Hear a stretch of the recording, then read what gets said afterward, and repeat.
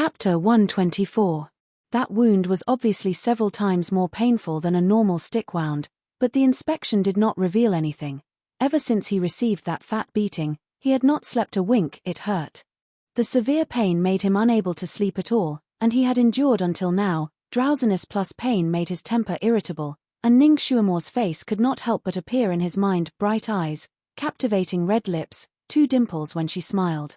Her appearance was obviously so lovable, but her temperament, she was simply a little freak, a little demon. He did not expect that this time he would fall into the hands of a little girl. It really made him gnash his teeth in hatred. If he catches that little demon again, he must do what? Ji Yunhao's mind was suddenly at a loss. He hated that girl to death, but it was difficult for him to forget her. Whenever he closed his eyes, he would see her smiling face and innocent little eyes. There had never been a woman who could occupy his heart like this, making him unable to forget her. He was thinking about her so much, probably because he was not reconciled to the fact that he suffered at her hands. When he finds a way to get his revenge, he would probably forget about her.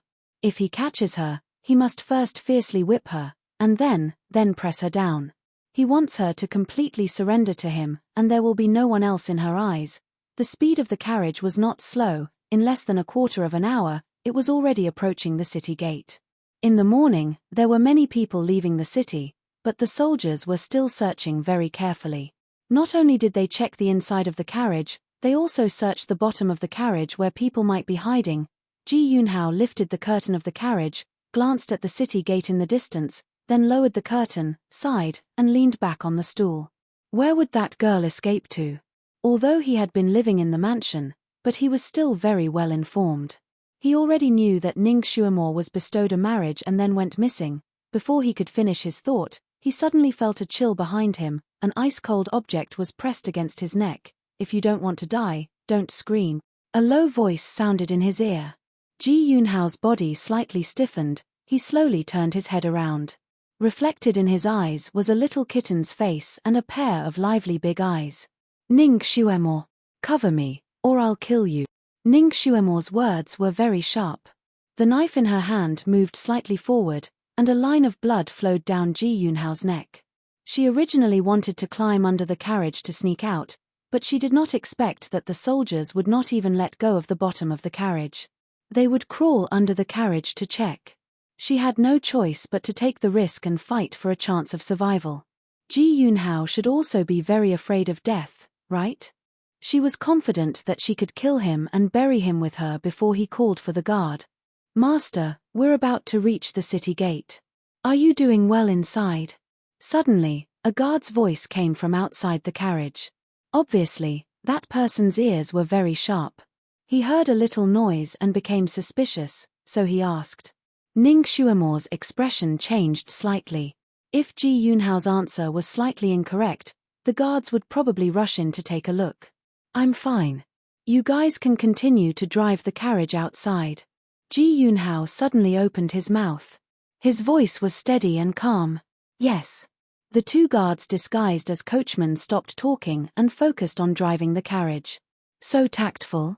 Ning Xuemo suspiciously looked at him, but she still ordered in a low voice, when we reach the city gate, you will reveal your identity in the carriage.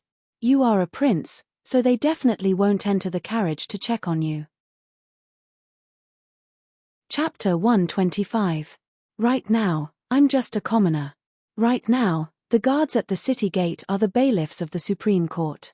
They won't listen to anyone and will inevitably lift the curtain to take a look. Ji Yunhao also spoke in a low voice. His finger pointed to a chest at the side.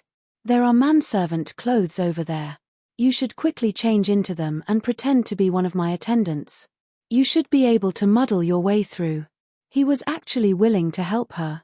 Did this guy change after being beaten with a stick? But this time, she didn't have much time to think. The knife in her hand paused slightly and once again approached his throat. Open your mouth.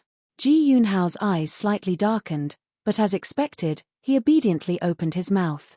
His throat felt cold as something rolled down his throat. It was like a line of ice entering his stomach. Don't play tricks. I gave you the soul-severing pill. If you don't have the antidote, it will take your life in one day. No one will be able to cure it. Ning Xuemore finally withdrew the knife. Ji Yunhao lowered his eyes and sighed. Xuemore, don't worry. I don't want you to be captured more than anyone else. His imperial father would take in concubines once every 3 years. There was no lack of 11 or 12-year-old children among them. He didn't care.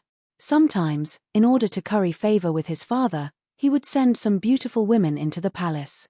But Ning Xuemore couldn't do it. He couldn't let her enter the imperial harem and become his little stepmother. Ning Xuemore also felt that he probably didn't want her to become his little stepmother. Her eyelashes curved as she said, I'll believe you for the time being. She opened the chest.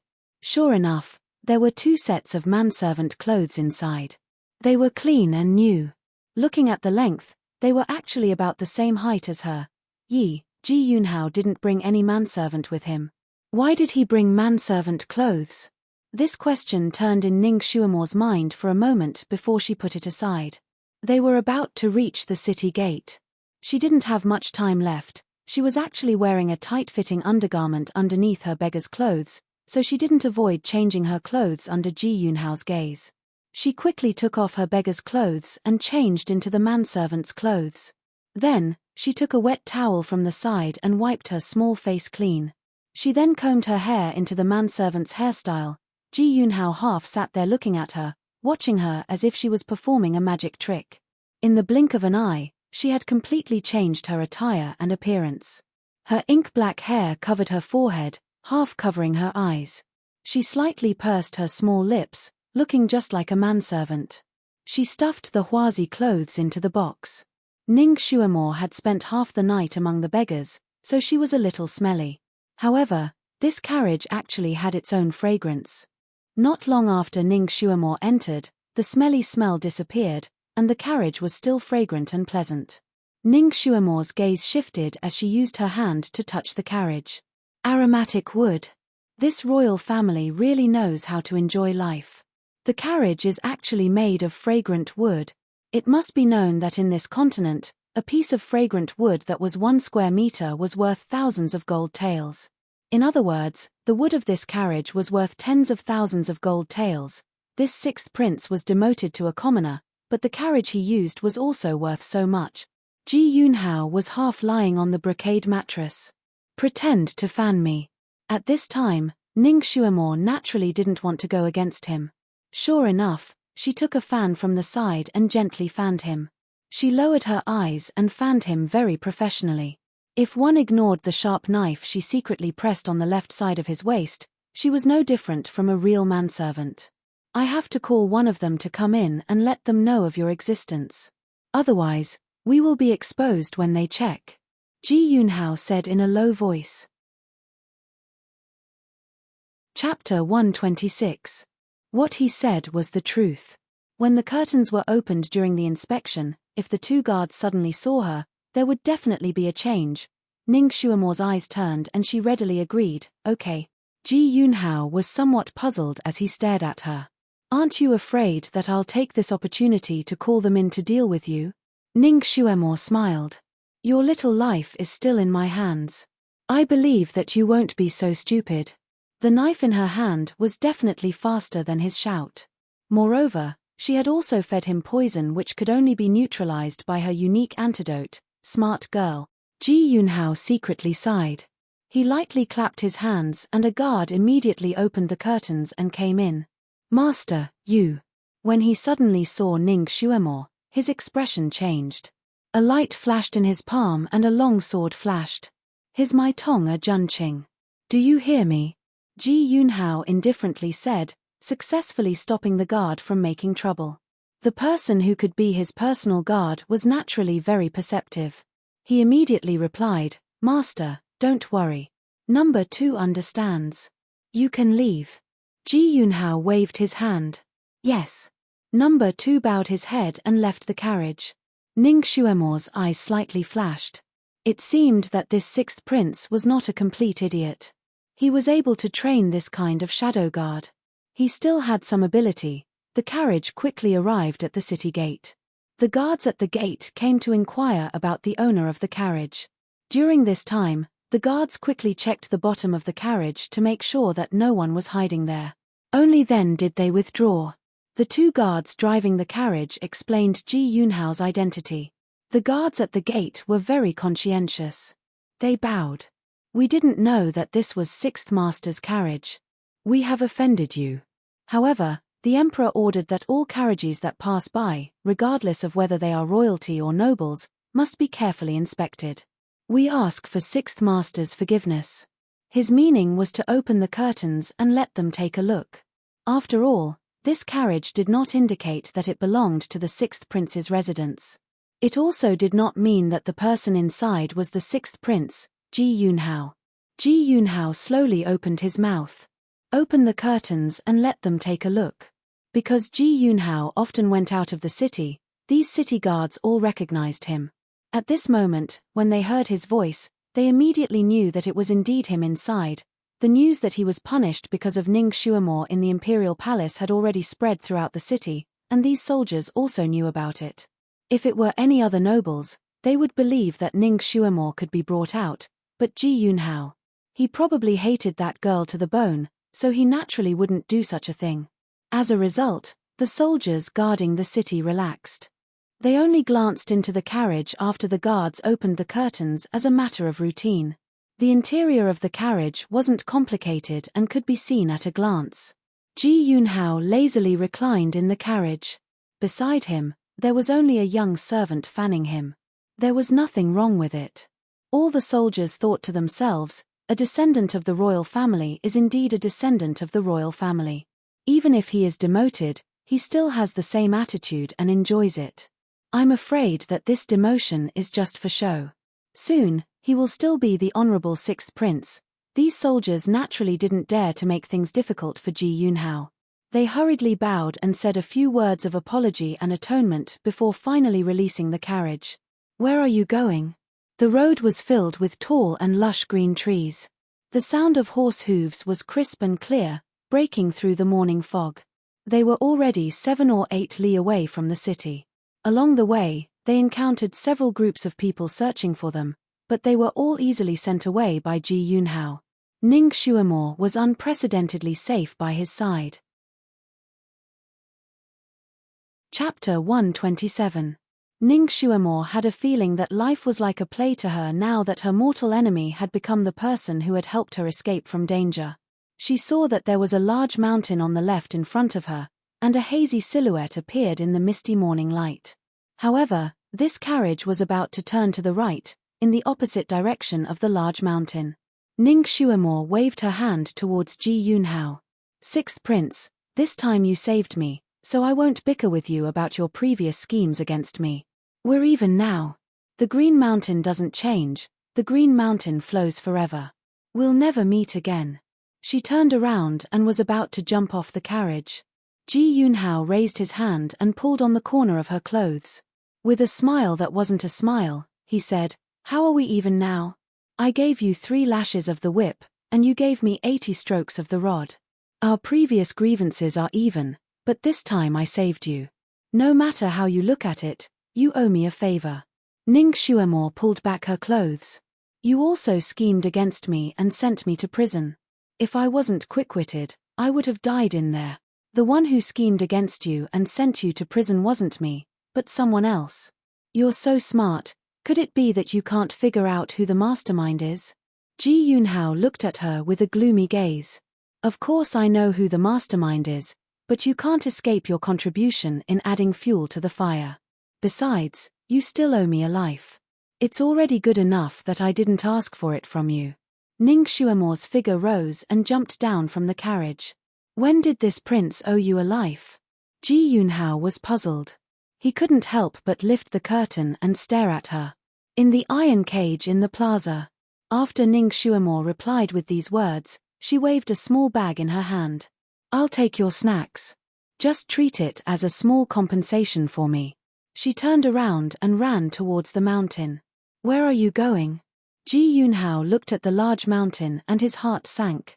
He couldn't help but remind her, that's Heavenly Book Mountain. Magical beasts run amok there.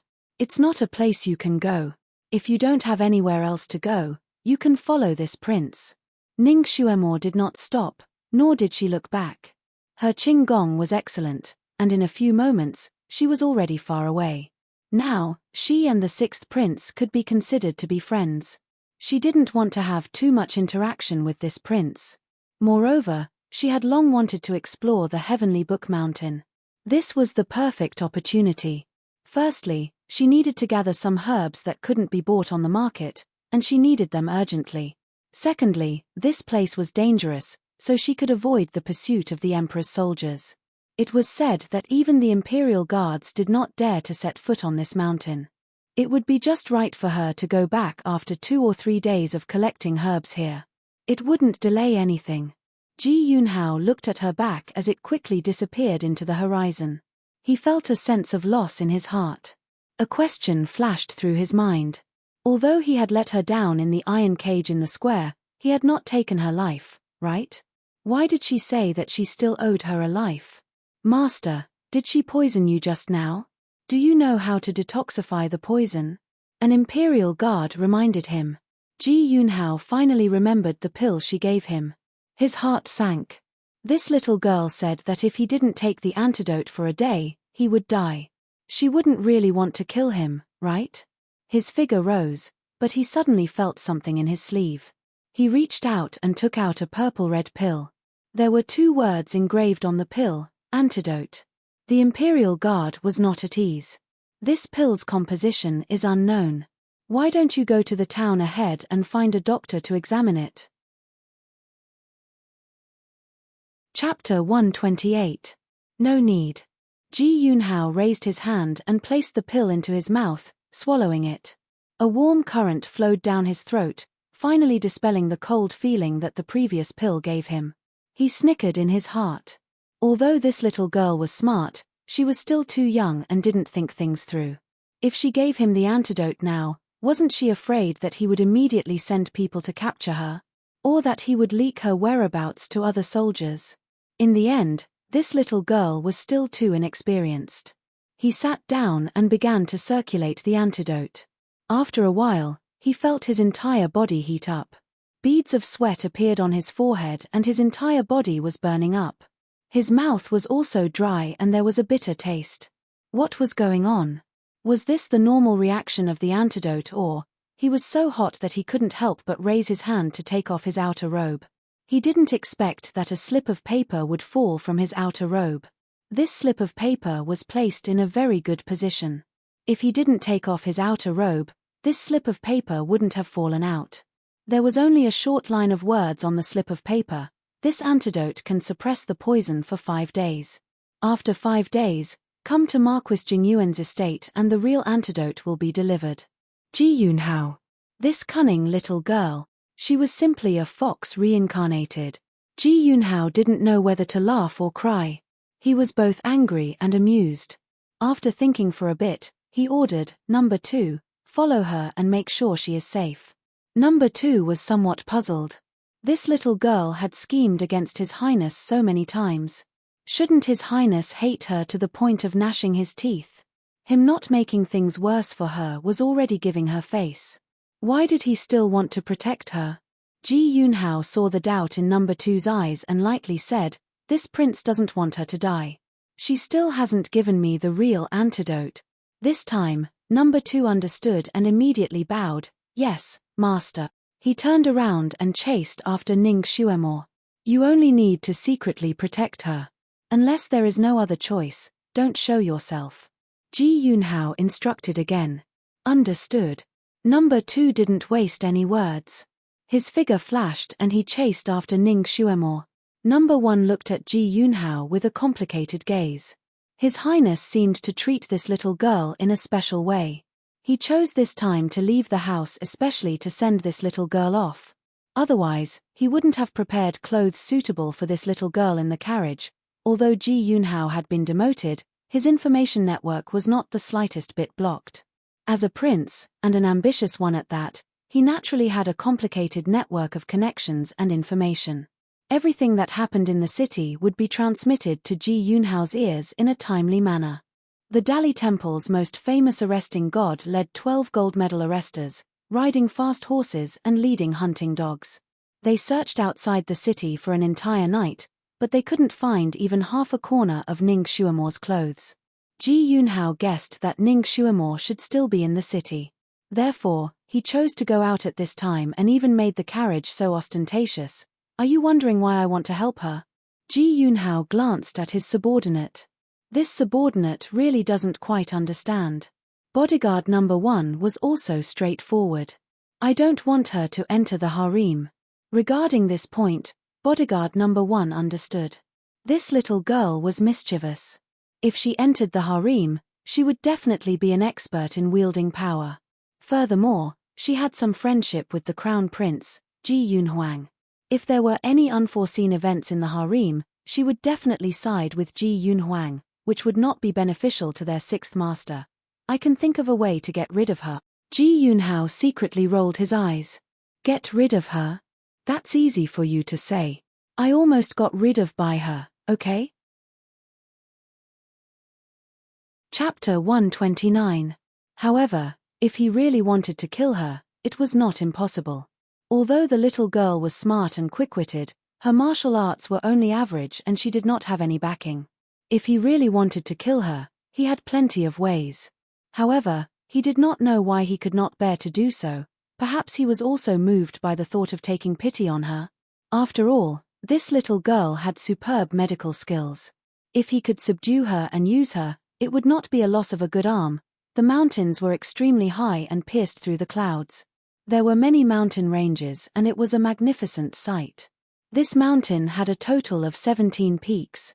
The outermost peak was the shortest and also the longest. Then, each peak was taller than the previous one. However, the length of the mountain also began to shorten. The tallest peak was the 9th peak. After the 9th peak, the peaks became shorter and shorter. If one looked down from the sky, the entire mountain looked like an open book. It also looked like some kind of array. The mountains were bent and surrounded the 9th peak as if they were worshipping it. Clouds and mist lingered in the middle. The name Heavenly Book Mountain was very appropriate. Heavenly Book Mountain was a sacred mountain. There were many ferocious demonic beasts in the mountain. This was something that every citizen of the Tianxi continent knew. Ordinary people did not dare to enter this place. Even warriors with good martial arts did not dare to enter the mountain. At most, they would move around the periphery and gather some rare medicinal herbs. If they could hunt a demonic beast that did not have high attack power, they would be treated as heroes. Of course, this was also an excellent place to cultivate. The disciples of the various sects in the vast Sky Empire often came here to kill monsters and cultivate. However, they only dared to move around the 3rd peak and below. Only cultivators who had reached the peak of the human stage dared to go deeper. However, they could only go up to the 6th peak and did not dare to go deeper. This was because it was said that the 7th, 8th, and 9th peaks were the gathering place of large demonic beasts. It was said that the demonic beasts there were ferocious and tyrannical. Moreover, they could use psychokinesis to attack. Their attack power was extremely strong. Even cultivators who had just reached the first stage of the Earth stage did not dare to face them directly. It was said that the current crown prince had once reached the middle of the 8th peak and hunted a demonic lion. He obtained the crystal from the demonic lion and became famous. The wood crystal that Ning Xuemore used to test her psychokinesis in the palace was this crystal. As for the 9th peak, it was said that the demonic beasts there were not only ferocious but also cunning and fickle. They could change into various shapes and it was impossible to guard against them. In the entire Tianxi continent, only the patriarchs of the 5 great sects had been in there. The others could forget about it. They would only be courting death if they went in. Ning Xuemore was a psychic trash. With her talent, it would be dangerous even if she entered the first mountain. Therefore, number 2 thought that Ning Xuemore was just hiding from the pursuers at the periphery of the first mountain peak and would not go deep into the mountain recklessly. What the guard didn't expect was that not only did Ning Xuemore quickly cross the first mountain, she also quickly crossed the second mountain. He had only followed her for 6 hours, but she had already started to cross the 3rd mountain. The mountains were densely forested, and the Heavenly Book Mountain, in particular, was practically a primeval forest. There were naturally many ferocious beasts in the primeval forest. This bodyguard had followed Ning Shuamore from afar, so he had naturally encountered them several times. What made number two's jaw drop was that Ning Shuamore's movements were not just a little strange. She would avoid the ferocious beasts if she could, but if she met them on a narrow path, she would run. In the eyes of this bodyguard, Ning Shuamore's movements were not the fastest, but she was the most agile and the most tricky. No matter how aggressive the ferocious beast was, she would always be able to avoid it in the nick of time without a single injury. Chapter 130. No matter how aggressive the ferocious beast was, she would always be able to dodge it in the nick of time without suffering any injuries. She would take a step to the east and a step to the west. It didn't seem like she was using any method, but the beasts would always miss her. Moreover, she would never continue fighting. Once she dodged a beast's attack, she would immediately run away. Her running route was also strange. She would suddenly run to the left and right, up and down, making the beasts chasing after her confused and disoriented. In the end, they gave up. Of course, there were also beasts that were more persistent. They would chase after her without letting go. If she could shake them off, she would do so. If she couldn't, she would suddenly turn around to face the enemy. The beasts that chased after her didn't have a good ending. They would be hit by the flying needles in her hand. The needles were obviously poisonous. Once the beasts were hit by the needles, they would immediately fall to the ground and die. She would often pat the beasts' heads and sigh, "Poor child, don't you know that some people can't be eaten? You're so persistent. Aren't you courting death? Originally, I took pity on you because you're a second-class protected animal and wanted to be merciful to you. It's you who didn't know what's good for you." After she finished lamenting, she would pluck a bunch of flowers or grass from the side and stick them in the ears of the beasts as a final sacrifice. Then, she would get up and continue on her way. However, number two, who was following behind her, was greatly shocked. What kind of monster was this little girl reincarnated from? He was originally very disdainful of Ning Shuamore. Who would really look up to a good-for-nothing? When Ji Yunhao sent him to protect her, he was originally somewhat impatient and had some complaints. But now, he was suddenly glad that he had followed her. There were too many strange things about this little girl. He couldn't help but want to explore more. Following behind her wasn't boring at all. This imperial bodyguard was already at the 8th level of the human realm. Naturally, he didn't feel any pressure when traversing the 3 mountains. He was also confident that he could protect this little girl when she was in danger, but if this little girl was avoiding the pursuers, hiding on the 2nd mountain would be enough. Why did she run to the 3rd mountain without looking back? Did she not know the danger, or did she have a plan? Another 4 hours passed. Number 2 felt that his whole body was going to be unwell. This girl actually managed to pass through the 3rd and 4th mountain peaks without any mishap, and was now heading towards the 5th mountain peak.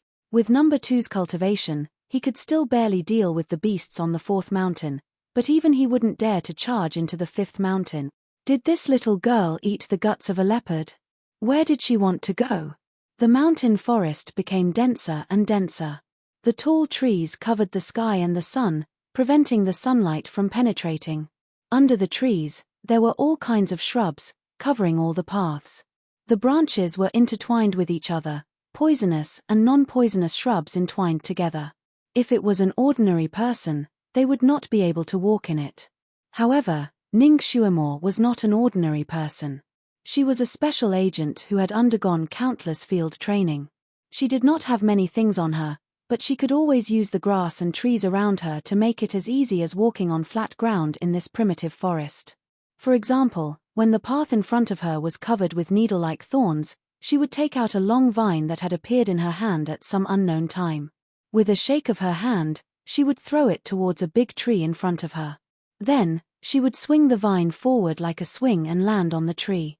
She would then throw the vine towards a big tree in the distance and swing over again. She was even more agile than a monkey, swinging from tree to tree. Number 2 couldn't help but secretly give her a thumbs up. Chapter 131. Not to mention other things, just based on her Qigong, she was much stronger than that lady who had 3rd-level psychokinesis. What was even rarer was her reaction speed and adaptability. Even if it was him, he would have to concede defeat. It was such a pity that such a girl had to bear the title of trash. But with her martial arts, she could deal with the beasts from the first 3 peaks who only knew physical attacks, but could she deal with the magical beasts from the 5th peak? Their attacks were not only physical attacks, they also had psychokinesis from a distance. The larger and more ferocious the beast, the lesser the number of beasts. This was the case for the beasts on the 5th peak. You couldn't see them easily, but once you encountered them, it would usually be fatal. Like now. Ning Xuemore was holding onto a vine and was flying on the tree. Just as she was about to land on a tree trunk, just as her toes touched the tree trunk, a green shadow suddenly sprang up from the tree trunk and opened its black mouth to bite Ning Xuemore's leg. Jasper Centipede. Number 2's fingers instantly clenched tightly. Ning Xuemore had seen all kinds of centipedes, but she had never seen such a huge one. Its body was as thick as a bowl and 10 feet long. Its entire body was dark green and its head was like a flat dustpan. There were countless claws on both sides of its body which were like rows of sharp blades, shining with a cold light. There were 2 long feelers at the side of its mouth which swayed in the wind like a snake, and its 2 front teeth were as sharp as knives. Ning Xuemore had no doubt that once her body was bitten by this thing, she would definitely be cut in half. This thing was extremely good at camouflage. She didn't know where it was lying in ambush earlier, and it actually took advantage of Ning Xuemore's lack of support to launch a surprise attack. Ning Xuemore's reaction was extremely fast. The moment she realized that something was wrong, she suddenly flipped her body upwards and her feet brushed against the centipede's feelers as she flew over. Her dodge was extremely thrilling and the tip of her feet almost kicked the centipede's 2 front teeth. She took the opportunity to land on the branch of the tree behind the Jasper centipede. She hadn't even steadied herself when the Jasper centipede suddenly let out a sharp shriek. Its large tail swept towards Ning Xuemore. Damn! This thing's attack speed was actually so fast. Ning Xuemore flew up again and narrowly avoided the centipede's tail. A cold light flashed in her palm and she pierced the centipede's body. Her needle was dipped in a strong poison, and even an elephant would be poisoned in an instant. Although this thing was bigger than an ordinary centipede, it was still much smaller than an elephant. As long as the needle was pierced, the centipede's numerous claws would kick. Ding! The sound of metal colliding rang out as Ning Xuemore's needle pierced the centipede's body. But it was bounced back. The jade-green scales on this fellow's body were actually harder than steel. Her stab, which was infused with her inner strength, was completely unable to pierce through it. Chew! Although the Jasper centipede's body wasn't pierced, it was still shaken by Ning Xuemore's inner force. All of a sudden, it was enraged. Its body suddenly curled up before shooting outwards. Unexpectedly, it was like an oversized cannonball, smashing towards Ning Xuemore. The evil wind blew against her face. Ning Xuemore didn't dare to face it head-on. In a moment of crisis, she used an iron plank bridge. First, she leaned against the tree trunk, then her body fell straight down. Using her legs to hook onto the tree trunk, she finally avoided this guy's cannonball attack. Bang! The Jasper centipede's huge body crashed into the tree. With a loud crack, the tree that was as thick as a person's arm fell down. Ning Xuemore's body fell straight down from the tree that was more than 10 feet tall. Chapter 132. Shit. I forgot that this guy is heavy. The green vine in Ning Xuemore's hand flew out, finally wrapping itself around a nearby tree. With a tug, her body flew out diagonally. Just as she was about to land on the tree again, a burst of scorching hot air suddenly rushed towards her from behind. She hurriedly lowered her body and a fireball flew over her head. Although it did not hit her head, it hit her vine. The vine snapped, and at a speed visible to the naked eye, rapidly corroded the end of the vine that Ning Xuemore was holding. Ning Xuemore had no choice but to throw the vine away. At this moment her body was still in the air, without anything in her hand, she could only fall down. The green jade centipede also leapt, pouncing towards the falling Ning Xuemore. A pair of soybean-sized red eyes flashed with an ominous glint. Little brat. A little brat dares to fight with me? I'll roast you into jerky. Another fireball shot towards Ning Xuemore. Number 2 sensed something was wrong and was about to act, but unexpectedly Ning Xuemore, who had nothing to rely on, twisted her body in the air and evaded the fireball. At the same time, with a flick of her sleeve, a sparkling long rope flew out. Like a bolt of lightning, it shot up and wrapped around the thick waist of the green jade centipede. With a tug, her body actually flew up again, and the jasper centipede's speed of descent became even faster.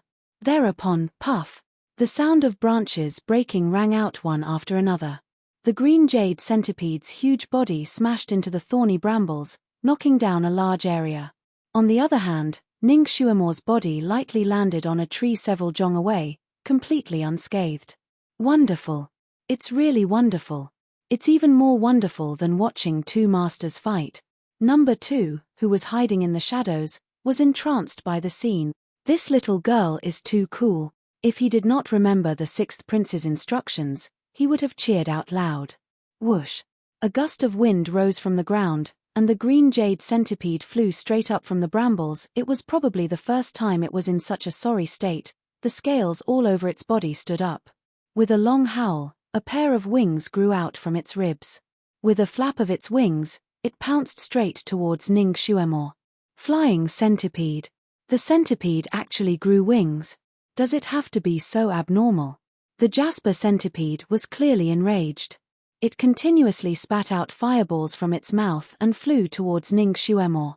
Number 2's expression changed drastically when he saw the jasper centipede grow a pair of wings. What Ning Shuamor had provoked was a flying dragon centipede. But the flying centipede was a flying centipede, a flying centipede.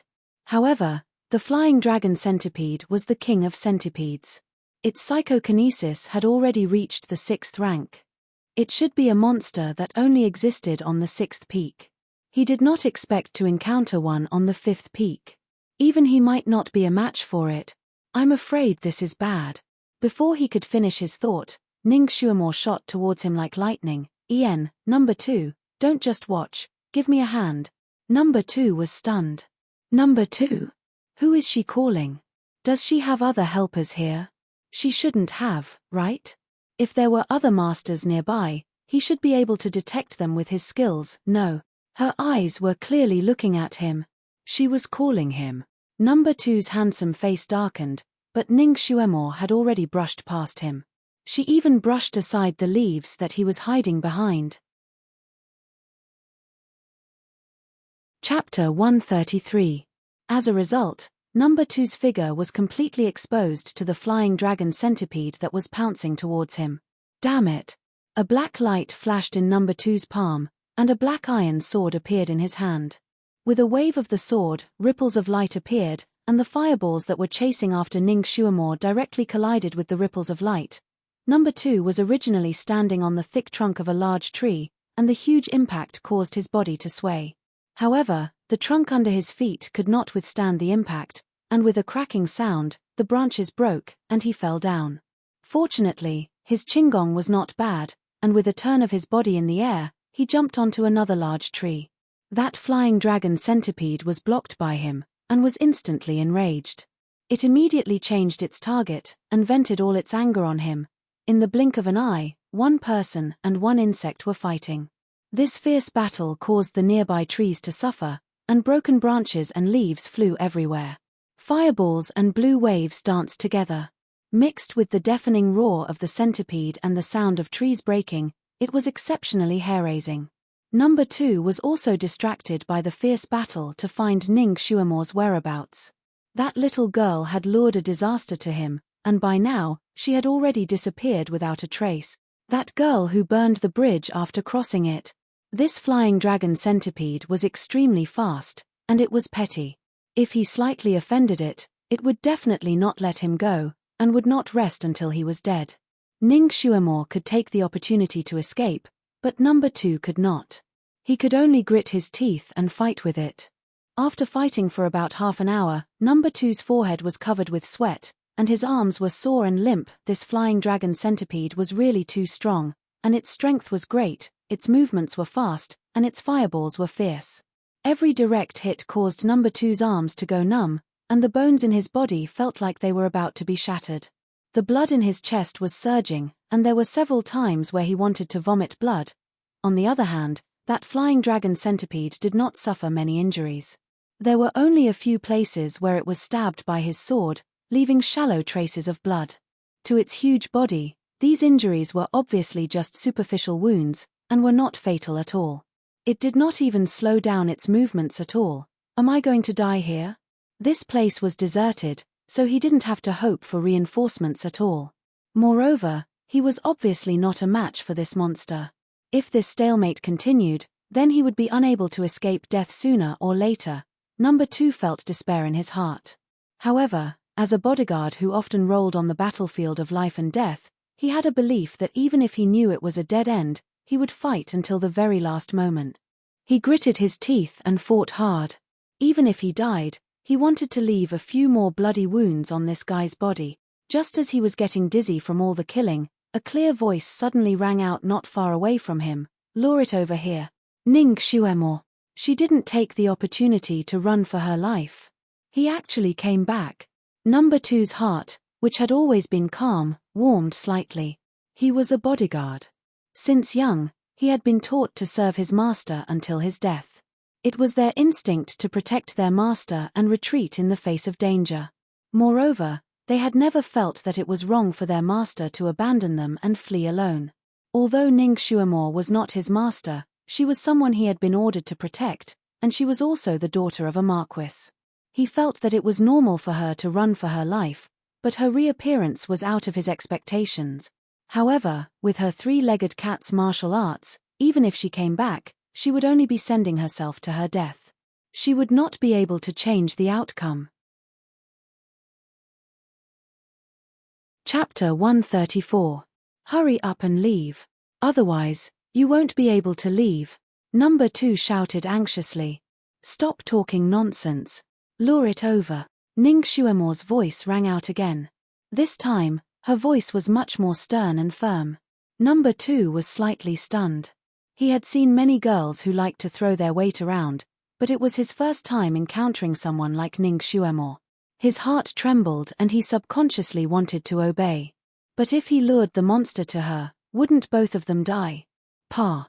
A sharp sound rang out as a broken limb shot towards the flying dragon centipede's back. While Number 2 was in a daze, Ning Xuemo made her move. Although she didn't hurt the centipede at all, she successfully angered it. It turned its head and saw Ning Xuemo standing on a branch not far away. The branch was very thin. She stood on top of it and waved at her with a smile. Come on, many-legged monster. When enemies meet, their eyes turn red.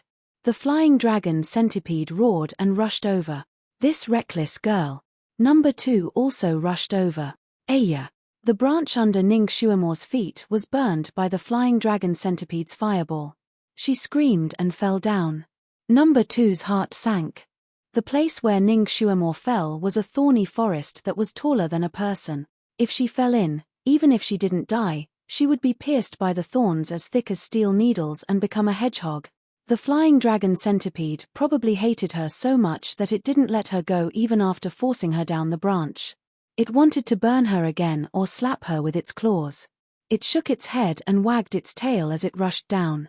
It was obvious that it wanted to finish her off. Just as Ning Xuemo's body was about to fall into the thorny forest, she threw out a soft rope with lightning speed and wrapped it around the flying dragon centipede's body. It was the same move as before. Ning Xuemo used the momentum to fly up and kick the flying dragon centipede, and so, bang!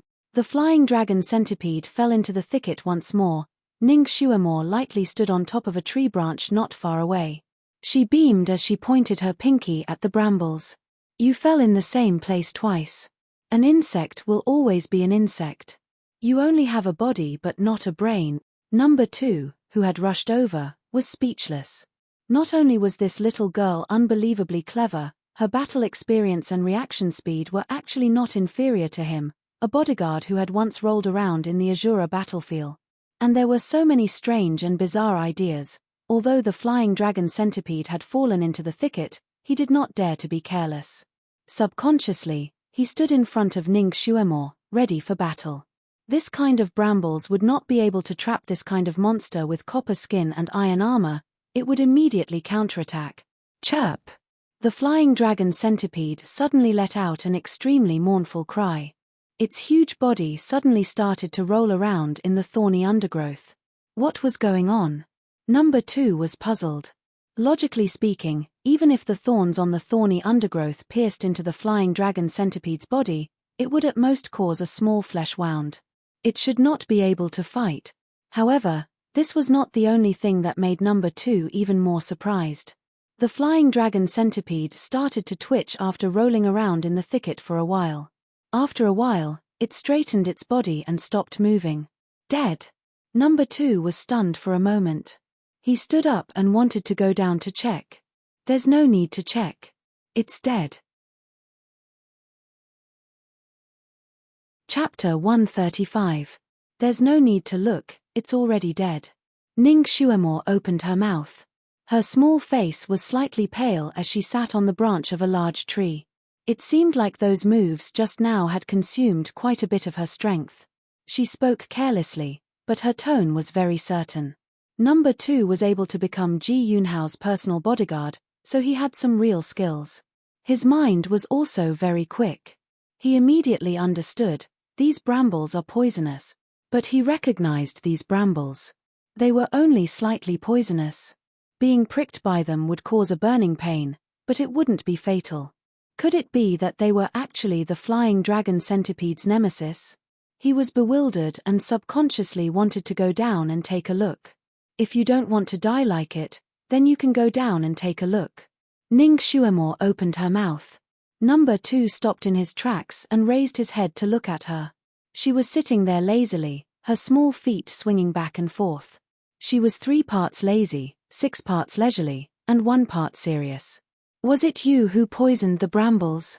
Number 2's guess was pretty close. Ning Shuemore swung a branch in her hand and lightly laughed. If your master was here, would you also ask the same question? Number 2 choked. His master was here, so he naturally wouldn't ask. He cupped his hands. My apologies, this subordinate has overstepped his boundaries. Ning Shuemore tilted her head and looked at him. She suddenly laughed. Actually, it doesn't matter if I tell you. As long as a vicious creature appears, there will always be food that it likes, but there will also be a nemesis. Just now, I tried to look around nearby and found a few juicy plants growing on a hillside. That hillside is where the mole lives. There are many traces of this centipede's activity there, proving that this centipede often forages there. The vegetation there has been destroyed by its large body, leaving only a few plants intact. It's very clear that these plants are its nemesis. So I smeared the juices of these plants on these brambles. Number 2 couldn't help but sigh. You took a bit of a risk. If those plants just happened to not be destroyed, and were not its nemesis, then you'd be in trouble if you blindly came back to provoke it. You shouldn't have come back. Wouldn't you be dead if I didn't come back? I will not leave any of my companions behind. She tilted her head and looked at him again. Although you came uninvited, you've been protecting me in the dark all the way. Companions. She actually treated him as a companion. Number 2's heart warmed even more. A person like him was often used by his master as a spear to attack others and a shield to defend for his master. This was the first time he was treated as a comrade by the person he was protecting. Hot blood seemed to surge in his chest. Originally, he had been sent to secretly protect Ning Shuemore, but now, all his grievances had turned into gratitude. A light flickered in his eyes as he once again bowed to Ning Shuemore. In his heart, he had already made up his mind. He vowed to protect Miss Ning with his life, not because of his mission, but because of the kindness she showed him. Miss Ning, where do you plan to go next? Ning Shuemore blinked her eyes and replied with an irrelevant answer, I'm hungry. Number 2 immediately replied, Miss Ning, please wait. This subordinate will go hunting now. It was already afternoon. This place was high above sea level and the forest was dense. Although the sun was still hot outside, the place where Ning Shuemore and Number 2 were at was very cool. Chapter 136. It had to be said that Number 2 was a very qualified bodyguard. He was good at fighting, hunting, and barbecuing. A rabbit and a pheasant were roasted by him until they were bright and fragrant. Ning Xuemo's appetite was greatly stimulated and she was drooling. She was really hungry. Number 2 tilted his head and saw her sparkling eyes staring at the pheasant. He didn't know why, but he felt a surge of warmth in his heart. A strong urge to protect her, to cherish her, and to give her the best things in the world rose in his heart. He tore off the roasted drumstick and gave it to her. "You eat first." He secretly used his psychokinesis to warm the drumstick to room temperature. "Thank you." Ning Xuemo's eyes curved as she thanked him. She took the drumstick and began to eat. You're welcome." Number 2 was not used to being thanked. "What else do you want to eat? I'll continue to roast for you. Chicken wings, rabbit legs, and the meat on its back." Ning Xuemo casually said. "Good. Just wait, it'll be ready in a while." Number 2 immediately went to roast the rabbit. "You don't want to eat a little?" Ning Xuemo raised the drumstick in her hand. "No, it won't be too late for me to eat later. Miss, please enjoy yourself first." Number 2's hands moved quickly. Suddenly, he seemed to have sensed something. His hands paused and he looked into the depths of the forest. "It smells good. It seems that we're not the only ones on this mountain. There are people from other sects as well." A clear male voice came from the forest. "Let's see who it is." A cold female voice followed. "This person's barbecue skills are not bad. I'm also hungry." "Not bad, not bad. We also hunted some wild game." 4 young men and women walked out from the depths of the forest.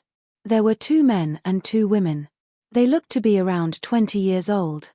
The women were wearing white clothes and white skirts. They looked like fairies. The men's white robes fluttered in the wind.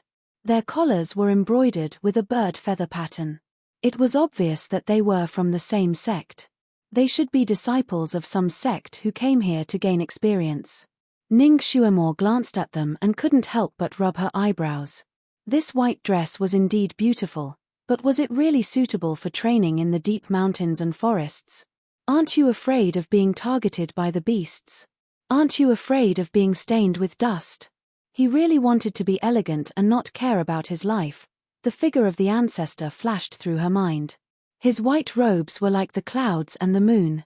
Comparing him to the snow and frost seemed to stain his color. Could these people be the ancestor's disciples? This style of dressing is very similar. That's not right. The robes of the Sun-Moon sect's disciples were embroidered with cloud patterns, not bird wings. Number 2, who was roasting meat, frowned slightly when he saw the faces of these people. The 4 people naturally saw the 2 people eating the barbecued meat and were surprised. They didn't expect that the person who could enter the 5th mountain would be a little girl who looked about 10 years old. As for the person barbecuing the meat, "Number 2, why are you here?" Among the 4 people, the coldest girl recognized Number 2's identity. Number 2 could only cup his hands. "Miss Zhong."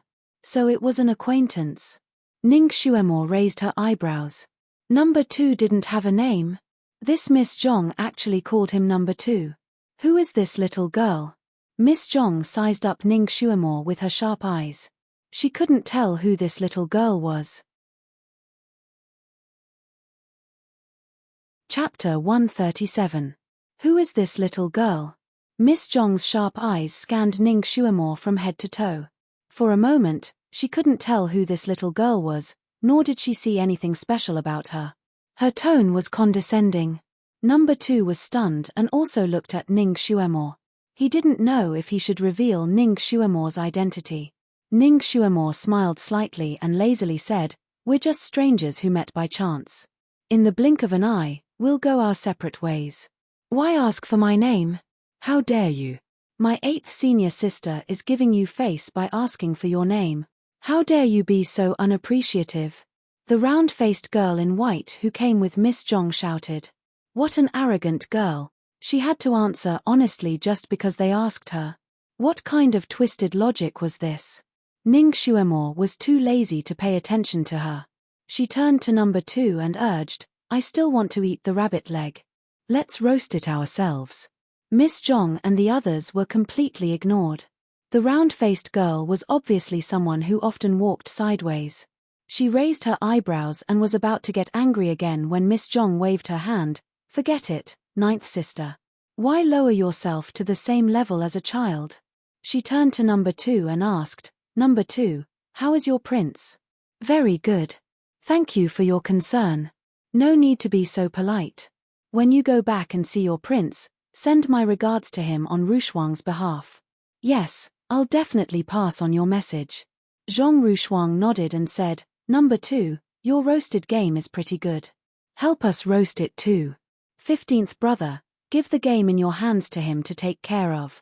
One of the handsome young men in white nodded his head and placed the meat in his hands in front of number 2. Number 2 was stunned for a moment and frowned slightly, but he still nodded, okay. 8th senior sister, who is he? The round-faced girl asked curiously. He's the 6th prince's personal bodyguard. I've seen him once in the crown prince's residence, so I recognize him, Zhong Rushuang replied. Oh, so he's a bodyguard. The round-faced girl spoke quickly and showed a trace of disdain.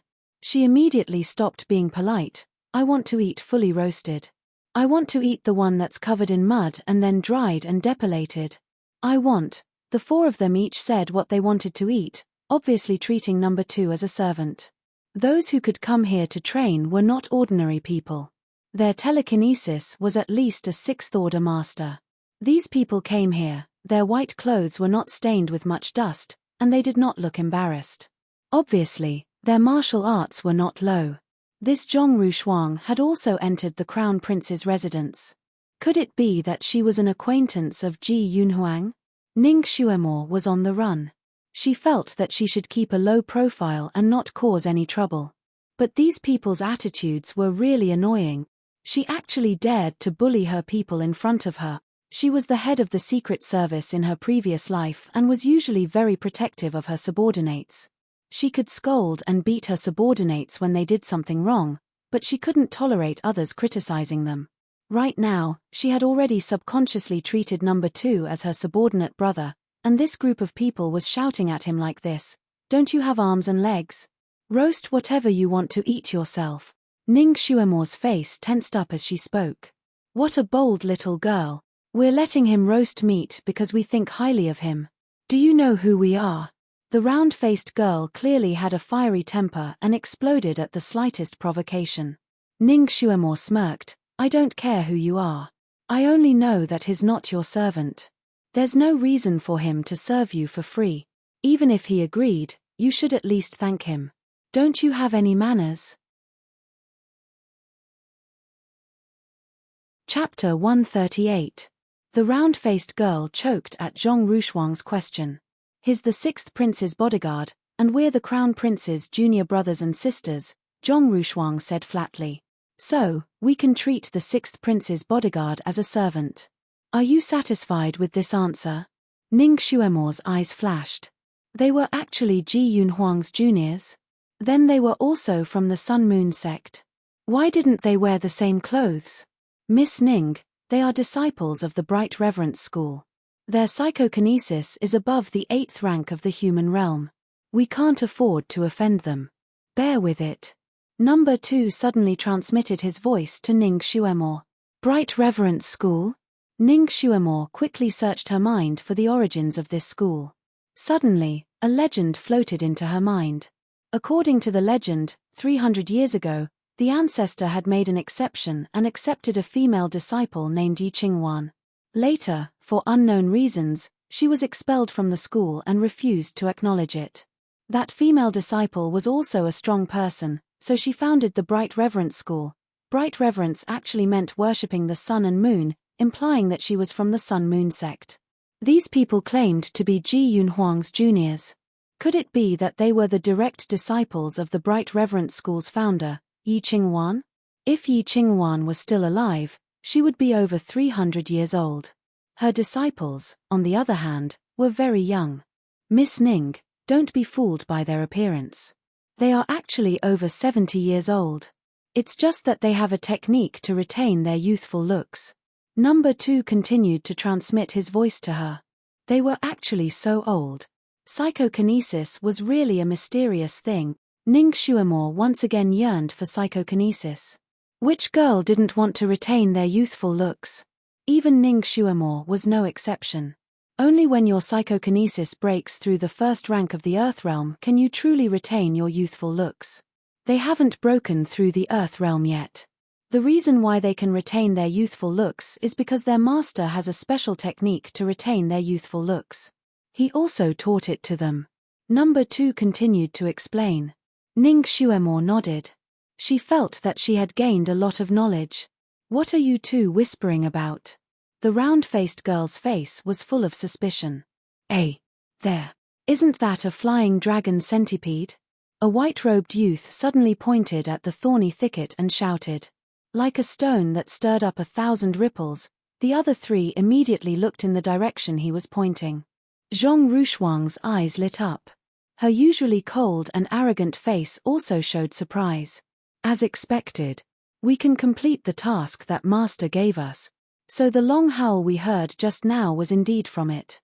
I told you, but you didn't believe me. Fortunately, you came here to take a look. This thing has always grown on the 6th summit. Who would have thought that it would actually be found on the 5th summit? We're lucky. That's right. There must be a 6th grade fire crystal in its body. Let's take it back and complete the mission. The four of them spoke one after another, and actually treated the flying dragon centipede as their possession.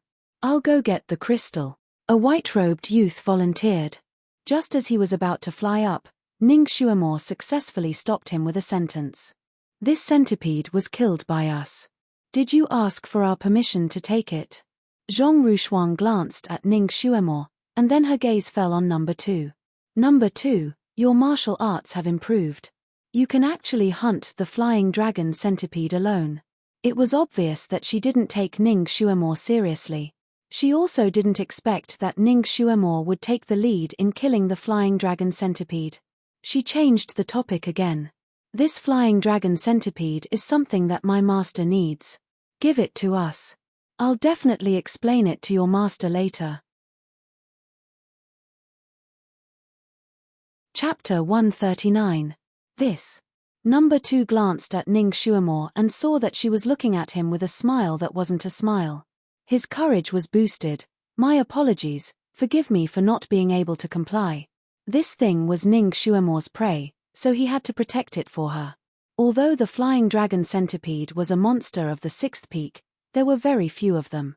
Even if they wandered around the 6th peak for half a month, they might not be able to find one. Moreover, the fire crystal inside its body was extremely pure, comparable to an 8th grade crystal. It had a price but no market. Even if they wanted to buy it, there was nowhere to buy it. If Ning Xuemore could offer this crystal to the imperial court, perhaps the emperor would pardon her for running away from the marriage and give her other rewards.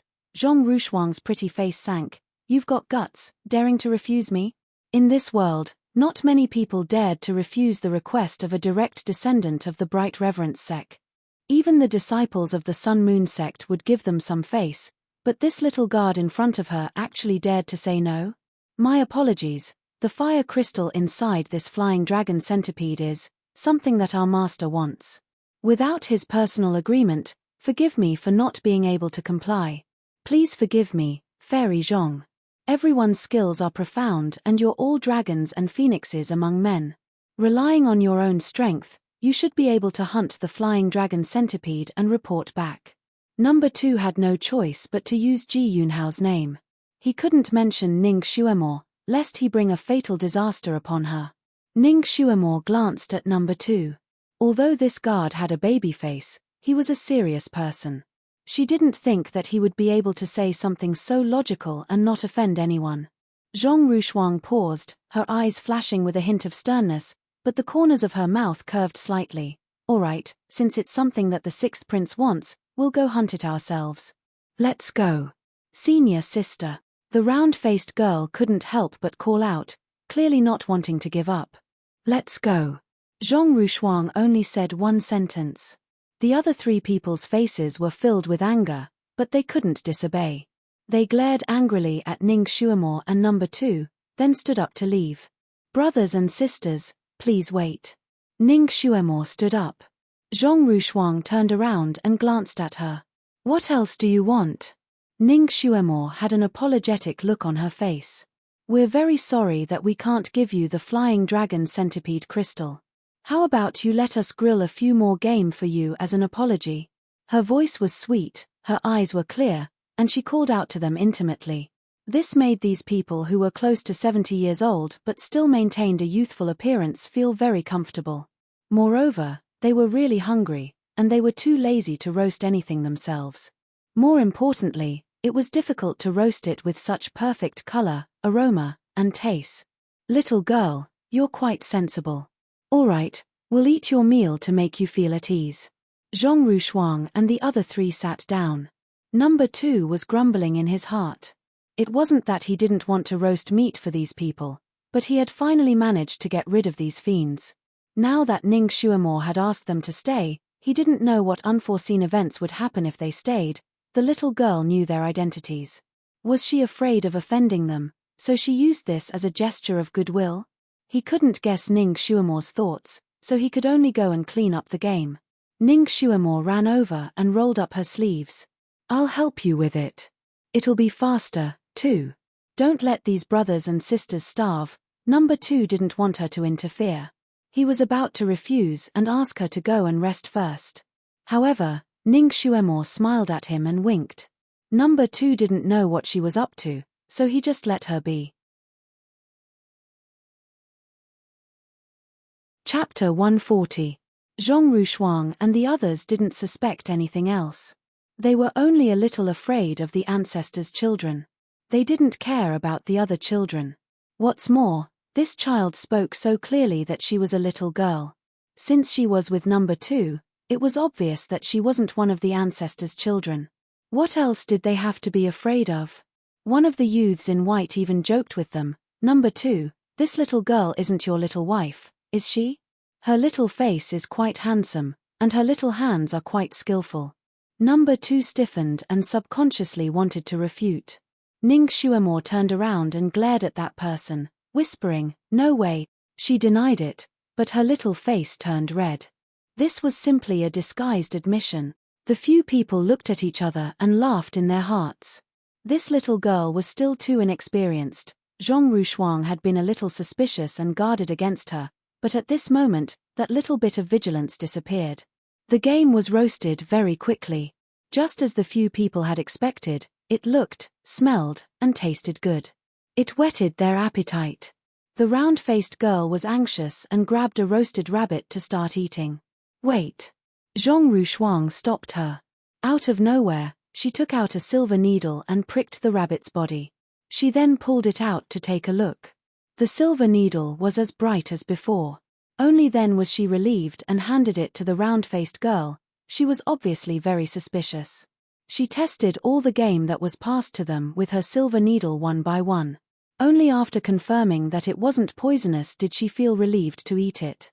Like a whirlwind sweeping away the clouds, it only took a moment for the few wild animals to be reduced to a pile of bones. Zhong Rushuang stood up. Thank you for the game. We should go. She signaled to the others with her eyes. The others also stood up and hastily bid farewell to Ning Xuemore and number 2 before walking into the dense forest in the distance. Ning Xuemore was still waving enthusiastically at them from behind. Brothers and sisters, take care. I hope you get what you want soon. When did this little girl become so eager to curry favor? Number 2 couldn't help but look at her again, only to find that she was rapidly writing on the ground, "Be careful of their sneak attack. Retreat to the brambles." Number 2 was stunned. And it was at this moment that an unforeseen event occurred. 4 streaks of golden light accompanied by 4 silhouettes flew towards Ning Xuemore and Xiao Luo. Like a thunderbolt or a lightning bolt, it struck the vital points of Ning Xuemore and Xiao Taiying. Obviously, it was a fatal move right from the start. It didn't give them any chance to survive. Fortunately, with Ning Xuemore's warning, the 2 of them were prepared. The 2 of them quickly retreated, as if they were in a panic, and directly jumped into the thorny undergrowth. Zhong Rushuang also did not expect that the 4 people's joint attack would not work. When she raised her head to look, she saw Ning Xuemore and number 2 standing on top of the thorny undergrowth, looking at them. The little girl seemed to be quite angry. She opened her eyes wide and asked, "Why do you want to kill us?" Since her purpose had already been exposed, Zhong Rushuang decided not to hide it any longer. Because you must die. The crystal pillar in the flying dragon centipede's body was theirs. However, they didn't want to become enemies with the imperial family of Changkong country, so they chose to silence them to prevent future trouble. The round-faced girl sneered and added, "Originally, we wanted to give you a quick death because you helped us roast meat. We didn't expect you to be so tactless. Don't blame us for being merciless. If you know what's good for you, then you too should stop your pointless struggle. Obediently accept your death." The young man in white also smiled proudly. Chapter 141. If you kill yourselves, we can still leave your corpses intact. Who knows, maybe we'll even bury you properly if we're in a good mood, so that your corpses won't be exposed in the wilderness. Another young man also laughed happily. The four of them began to approach the thorny thicket step by step. "You're too much of a bully." Ning Xuemore stomped her foot, but she forgot that she was standing on thorny thickets. Her foot missed a step and she fell down with a cry, "Miss Ning." Number 2 hurriedly flew down to catch her. The thorny thicket was as tall as a person. When the two jumped down, they disappeared without a trace. Zhong Rushuang narrowed her eyes. Could it be that there was a trap in this thicket? She sneered in her heart, no need to chase after them. Use the flying locust formation to finish them off. She took the lead and the golden light in her hand swept towards the thorny thicket. The four of them were obviously used to working together. They cooperated well and attacked the thorny thicket from 4 different directions. The four of them were very strong. These thick and hard thorny thickets were like paper under their attacks. Branches were cut off one by one. The thorny thickets danced in the air and juice splashed everywhere. Like a lawnmower, they advanced towards the place where Ning Xuemore and number 2 had fallen. Zhong Rushuang's lips curved into a cruel smile. The place where Ning Xuemore and the others were hiding was where the flying dragon centipede's corpse was.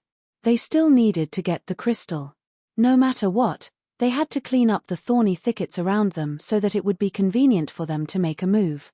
Now, they had to silence them and clean up the scene. After she killed number 2 and the little girl, she would use the corpse dissolving powder to dissolve their bodies. This way, they would be able to do it without anyone knowing. The four of them were eager to accomplish their mission and did not care about the thorny thickets around them. In just a moment, they attacked the place where the flying dragon centipede was lying. Zhong Rushuang could already see the corner of number 2's robe. "Aya, my head hurts." The round-faced girl suddenly cried out and hugged her head. "This bastard, he's taking the opportunity to be lazy again." Zhong Rushuang cursed under her breath. She was about to scold him when she suddenly felt a sharp object hitting her head. The pain was unbearable. She couldn't help but let out a low cry and subconsciously touched her head. It was as if countless sharp thorns had drilled into her head in a split second and were stabbing her in all directions. It was so painful that she let out another blood-curdling scream. Her hands trembled and her legs went limp as she fell to the ground. The other 3 didn't fare any better. Like her, they rolled to the ground. It was obvious that they were in extreme pain. They could no longer care about their elegant and graceful appearances as they rolled around and screamed miserably. His voice was mournful and shrill, causing the surrounding birds to fly away in disarray. Ning Xuemore and number 2 emerged from the thicket of brambles. The two of them had been hiding behind the flying dragon centipede just now. With the flying dragon centipede's body as a shield, the two of them were unharmed. Number 2 looked at the 4 people who were rolling on the ground, and then looked at Ning Xuemore, who was standing there with her arms crossed and a smile on her face. What happened to them? Poisoned. Ning Xuemore spat out 2 words and looked coldly at them struggling and crying. Number 2 was puzzled. He had never seen Ning Xuemore use poison. Could it be that she had released the poison in the thicket? That didn't seem right either. It didn't make sense that those people had been poisoned, but he, who was also in the thicket, didn't feel anything. However, when he saw that the 4 of them were lying down, he breathed a sigh of relief. If they really wanted to fight, he and Ning Xuemore were no match for them at all. They could only wait for death. Now, they had escaped disaster. Chapter 142. You poisoned them? He couldn't help but ask. Ning Xuemo's lips curled slightly. What do you think? She kicked the ball back to him. Number 2 finally shut his mouth and stopped asking. Stupid girl, what the hell are you doing? Give us the antidote. Zhong Rushuang endured the pain and shouted. Does it hurt? Ning Xuemo charmingly stood at the top of the brambles. She was trembling, but she didn't fall. Little girl, if you give us the antidote, we'll let bygones be bygones. One of the youths in white had already rolled into a grey one. He also knew that this wasn't the time to be stubborn, so he began to try to appease them. Give you the antidote so that you can kill us to silence us? Are you out of your mind, or do you think I'm out of my mind? Ning Xuemo was still smiling, but the words she said were infuriating. We won't kill you. Just now. We were just joking with you to scare you and make you hand over the fire crystals. We didn't really want to kill you. Zhong Rushuang endured the pain and tried to jump up several times, but the pain had already begun to spread from her forehead to her entire body. Wherever it went, it felt like knives and axes were cutting her. She couldn't even sit up, let alone jump up to take revenge. Is that so? Ning Xuemo pursed her lips and smiled, rudely exposing her lie. Aren't you afraid that this matter will reach the Crown Prince's ears and that you won't be able to explain yourself to him? So you want to kill us to silence us, then destroy the evidence and be done with it? Zhong Rushuang's face turned pale. This little girl had guessed correctly. At this point, she could only refuse to admit it. Little girl, you're wrong. It's not like that. We really didn't mean to harm you. If we really wanted to kill you, we would have done it when you were barbecuing. You didn't do it when you were barbecuing because you didn't know our real situation. You saw how the flying dragon centipede died at our hands, so you didn't know how powerful our martial arts were. You wanted to kill us in one shot, so you attacked when we were least prepared. Besides, you were really hungry and greedy for our cooking. Ning Xuemo counted with her fingers. Zhong Rushuang's face turned even paler. She did not expect that her scheme would be so transparent in front of this little girl. She could actually see through it so thoroughly. TSK, it said that those who take advantage of others have a short mouth, and those who take advantage of others have a short hand. I see that your mouths aren't short, but your hands aren't short either. After eating and drinking other people's food, you kill them to silence them and steal their things. Is this the style of your bright reverence cult? How shameless. Zhong Rushuang was speechless.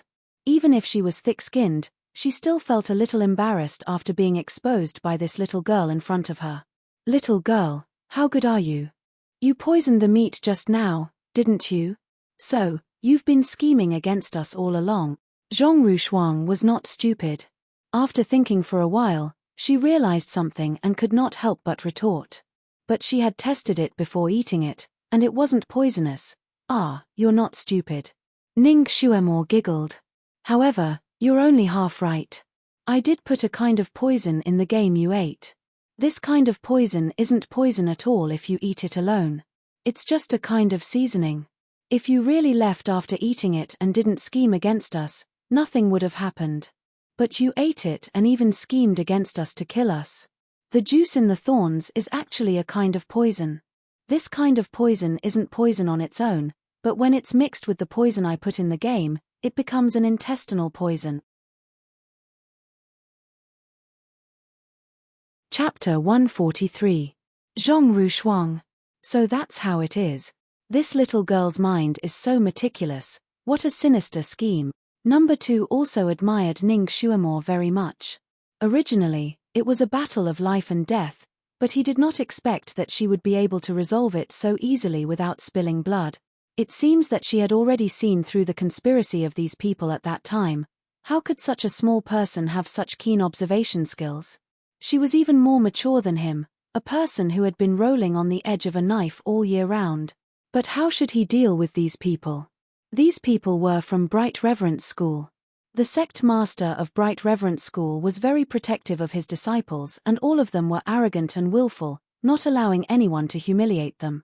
If he killed them, the sect master would not let it go and would seek revenge for his disciples. Moreover, She was also able to communicate with yin and yang and knew the soul summoning technique. Even if he killed all of these people and destroyed their corpses, it would be useless. Yi Qinghuan would summon the souls of his disciples to track down the murderer. At that time, if she chased him to the ends of the earth, he and Ning Xuemore wouldn't be able to escape. Their deaths would be incomparably miserable. Moreover, what she killed wasn't only the body, but also the soul. But if he let these people go, once they turned around, they would also counterattack. At that time, he and Ning Xuemore would still not be able to escape death. Kill, he could not kill, but keep, he also could not keep. Number 2 was in a dilemma for a moment and he transmitted his concerns to Ning Xuemore. Ning Xuemore originally wanted to give them a taste of their own medicine and kill these people to silence them, but when she heard his concerns, she frowned slightly. Soul summoning technique? This technique was really too hateful. She could kill people, but she could not use a technique to disperse the souls of people. No wonder these people from Bright Reverence School dared to run rampant and no one dared to provoke them. It turned out that they had such an abnormal master, and that master was the disciple of the ancestor.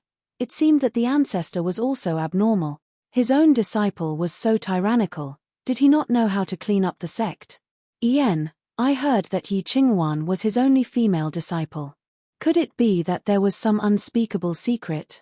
Like the love between a master and a disciple in some Xianxia novels? The image of the ancestor's snow-white figure appeared in her mind.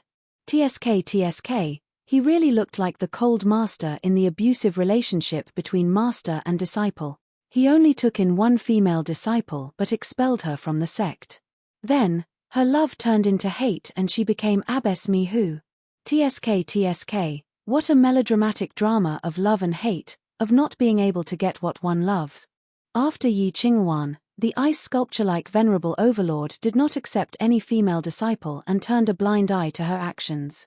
Could it be that he had promised her something and felt guilty about it? Ning Xuemore glanced at the 4 people who were rolling around in pain and sweating profusely. The matter between the Di Zun and his disciple had nothing to do with her. The people in front of her were the real trouble. How could she settle this peacefully? The round-faced girl screamed in pain, "Bitch! You're dead for sure this time. How dare you scheme against us? When I recover, I will skin you and pull out your tendons. I'll let you have a taste of what it's like to beg for death." Zhong Rushuang could clearly see number 2's hesitation and naturally knew what he was worried about. She took a deep breath and said, "If you know what's good for you, you'll cure our poison now and I won't make things difficult for you. We'll go our separate ways. If you're late, our enmity will be set. We'll definitely chase you to the ends of the earth." This condition was relatively tempting. Number 2 immediately looked at Ning Xuemore. Chapter 144. Ning Xuemore smiled faintly. "What do you think? If you cure us of the poison, we'll spare your lives." The white-robed youth was in a sorry state, but his tone was arrogant. In his heart, he added, "I'll only torture you and turn you into human rods. We'll talk after you cure us of the poison." Another youth spoke up. All 4 of them were sweating profusely and were in a sorry state. "What should we do? Lady Ning, these 4 people are vengeful people."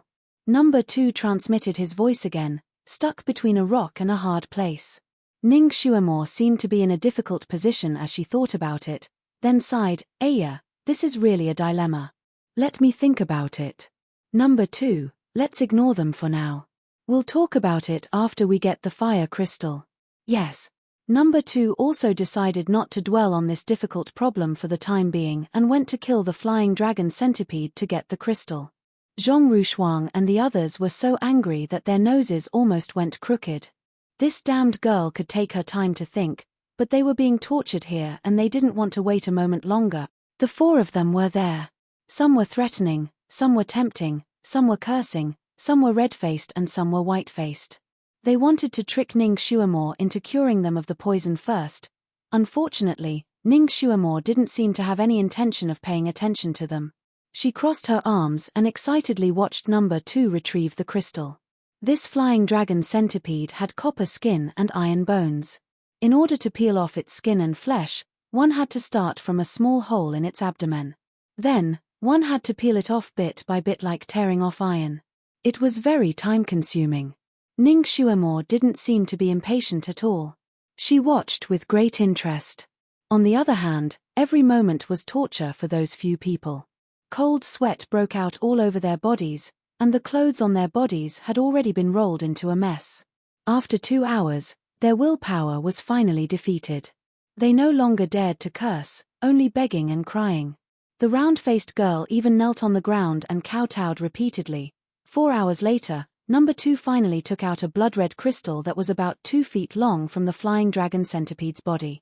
As soon as the crystal appeared, it flashed with a dazzling brilliance, illuminating the surroundings with a fiery red glow. The 4 of them were now rolling on the ground. They didn't even have the strength to beg for mercy. They were lying there like dead dogs. Number 2 was also sweating profusely. He wiped the fire crystal clean and handed it to Ning Xuemore. "Miss Ning, please put it away." Ning Xuemore took it and looked at it, then threw it back to him. "You can keep it. I don't need it." She was not interested in the crystal. Moreover, this thing was so heavy that it was too burdensome to carry. She still had to go up the mountain to pick herbs. Number 2 was speechless. He thought that Ning Xuemore didn't know the value of this crystal. He couldn't help but say, "Miss Ning, this crystal is extremely rare. With a little polishing, it will become a good tool to test fire psychokinesis. Moreover, cultivators with water attribute psychokinesis can use it to set up arrays during cultivation. It can also prevent them from going berserk. Fire and water mutually restrained each other. When a cultivator with water psychokinesis overcultivated, the yin energy in their body would be greatly increased.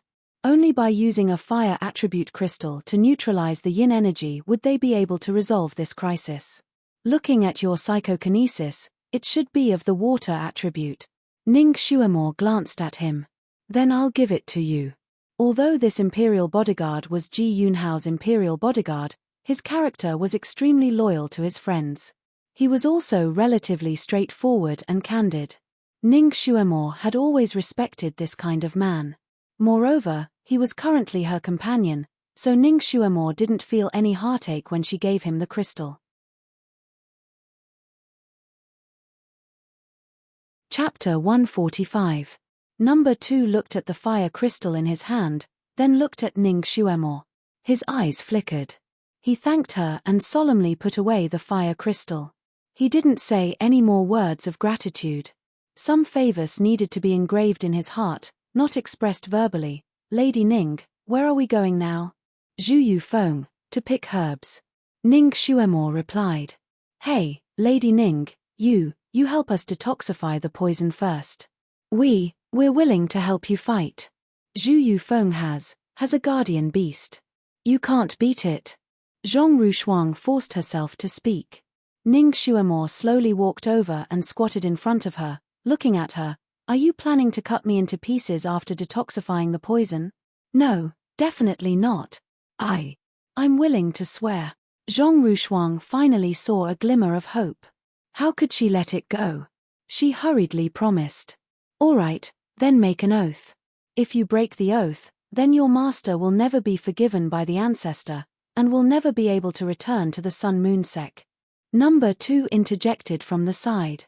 Zhong Rushuang's expression changed greatly. How can we implicate our master? If you don't have any intention of breaking the oath, why would you implicate your master?" Number 2 didn't back down. Ning Xuemore also smiled gently at the side. "You don't even dare to swear such an oath. It's clear that you don't have any sincerity. Okay, I swear. I won't seek revenge on you too. If I break the oath, my master." Zhong Rushuang followed Ning Xuemore's instructions and repeated the oath. The other 3 saw her swear, and in order to survive, they followed suit and swore the same oath. Number 2 let out a long sigh of relief. "Lady Ning, detoxify them. They won't dare to break the oath." Ning Xuemore also knew that the people of the Tianxi continent valued oaths the most. It was said that if an oath was broken, it would quickly be fulfilled. Thus, once the people here made an oath, they wouldn't break it again. Even if they had great grievances, they would have to let go. 2 hours later, Ning Shuamore and number 2 were already on their way to Falling Flower Peak. Miss Ning, didn't you say you wanted to go to Vermilion Jade Peak? Number 2 was puzzled. The direction they were currently heading in was clearly the opposite direction. That was to fool those 4 people. Ning Shuamore didn't even turn her head. Number 2 said. The 4 of them swore that they wouldn't seek revenge on us. Their martial arts aren't bad, and they're willing to help us. It's a good idea to have them open a path for us. They only promised that they wouldn't seek revenge on us, but that doesn't mean that they wouldn't come up with any bad ideas along the way. For example, they would deliberately lure some ferocious beasts to attack us, or deliberately bring us to some dangerous place. Even if we were really in danger, do you think they would reach out and save us? Rather than being on guard all the time, it's better to go our own way. Number 2 was stunned for a moment. He deeply felt that what Ning Shuamore said was indeed reasonable, and didn't say anything else.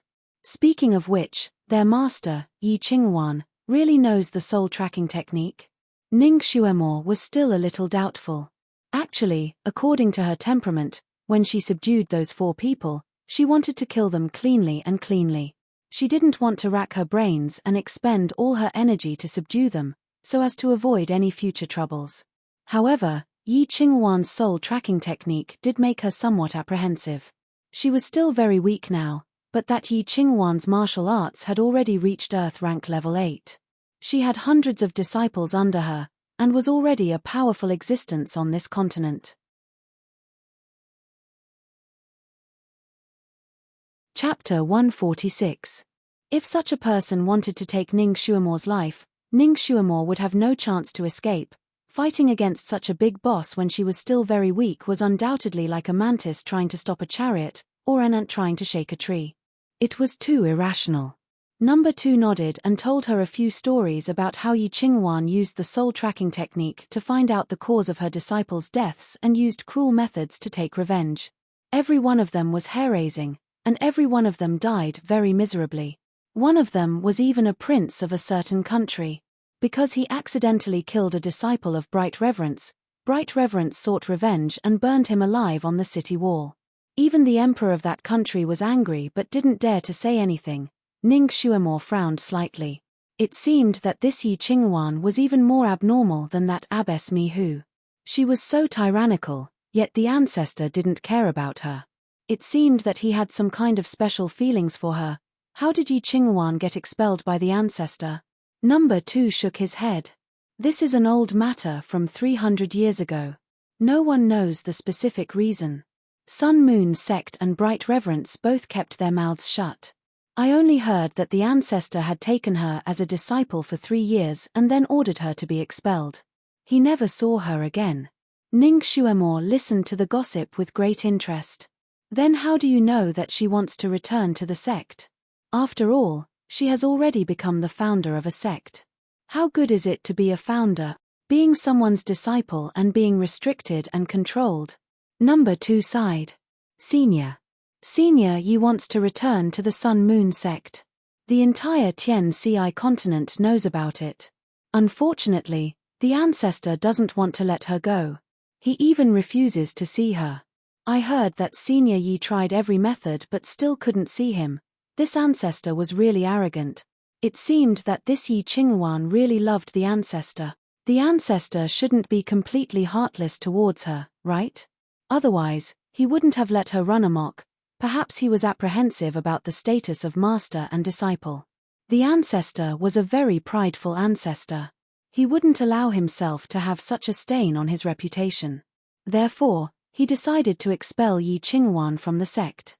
But in his heart, he probably couldn't let it go, right? For the past 300 years, he must have been entangled. Although he had expelled Yi Qingwan from his sect, he would no longer take in any female disciples, making Yi Qingwan his only female disciple. TSK, why does this scene look so familiar? It was like the Xianxia TV series she had just watched before she transmigrated. She didn't expect to see a living one in this world. By the way, is Yi Qingwan married? Is the ancestor married yet? Number 2 looked at her rather strangely. Although Senior Yi's temperament is a bit strange, she is extremely self-disciplined and has never had any physical contact with men. Of course, she is also not married. She had many female disciples. Even if she had male disciples, they would be taught by the female disciples. Therefore, the status of the male disciples was lower. As for the ancestor was a god. Which mortal woman could be worthy of him? Naturally, his unmarried. Although the master and disciple did not meet each other, the man and the woman remained unmarried. What a torturous relationship between master and disciple. The two of them chatted as they walked, and soon arrived at the foot of the falling flower peak. There was a kind of strange herb growing on the falling flower peak. It was called the heavenly ice grass. When combined with other herbs, it could improve a person's physique. It had the effect of washing the muscles and changing the marrow. Ning Xuemore had been studying this thing recently. She had already prepared all the other herbs except for this one. Moreover, this kind of herb had to be quickly consumed the moment it was picked in order to have the corresponding effect. Chapter 147. Since Ning Xuemore decided to come here to pick herbs, she naturally did her homework. She knew that this herb only grew in the shade of Falling Flower Peak and that there were two kinds of poisonous insects protecting the place where the herb grew. One was a poisonous snake and the other was a scorpion. The snake was a golden star demon snake and the scorpion was a heavenly star demon scorpion. Both of them were poisonous insects with a third-level psychokinesis. Although their psychokinesis was not high, there were many of them. It was said that there were nests of these snakes and scorpions on the peak. It was comparable to the Snake Island and the Scorpion Island.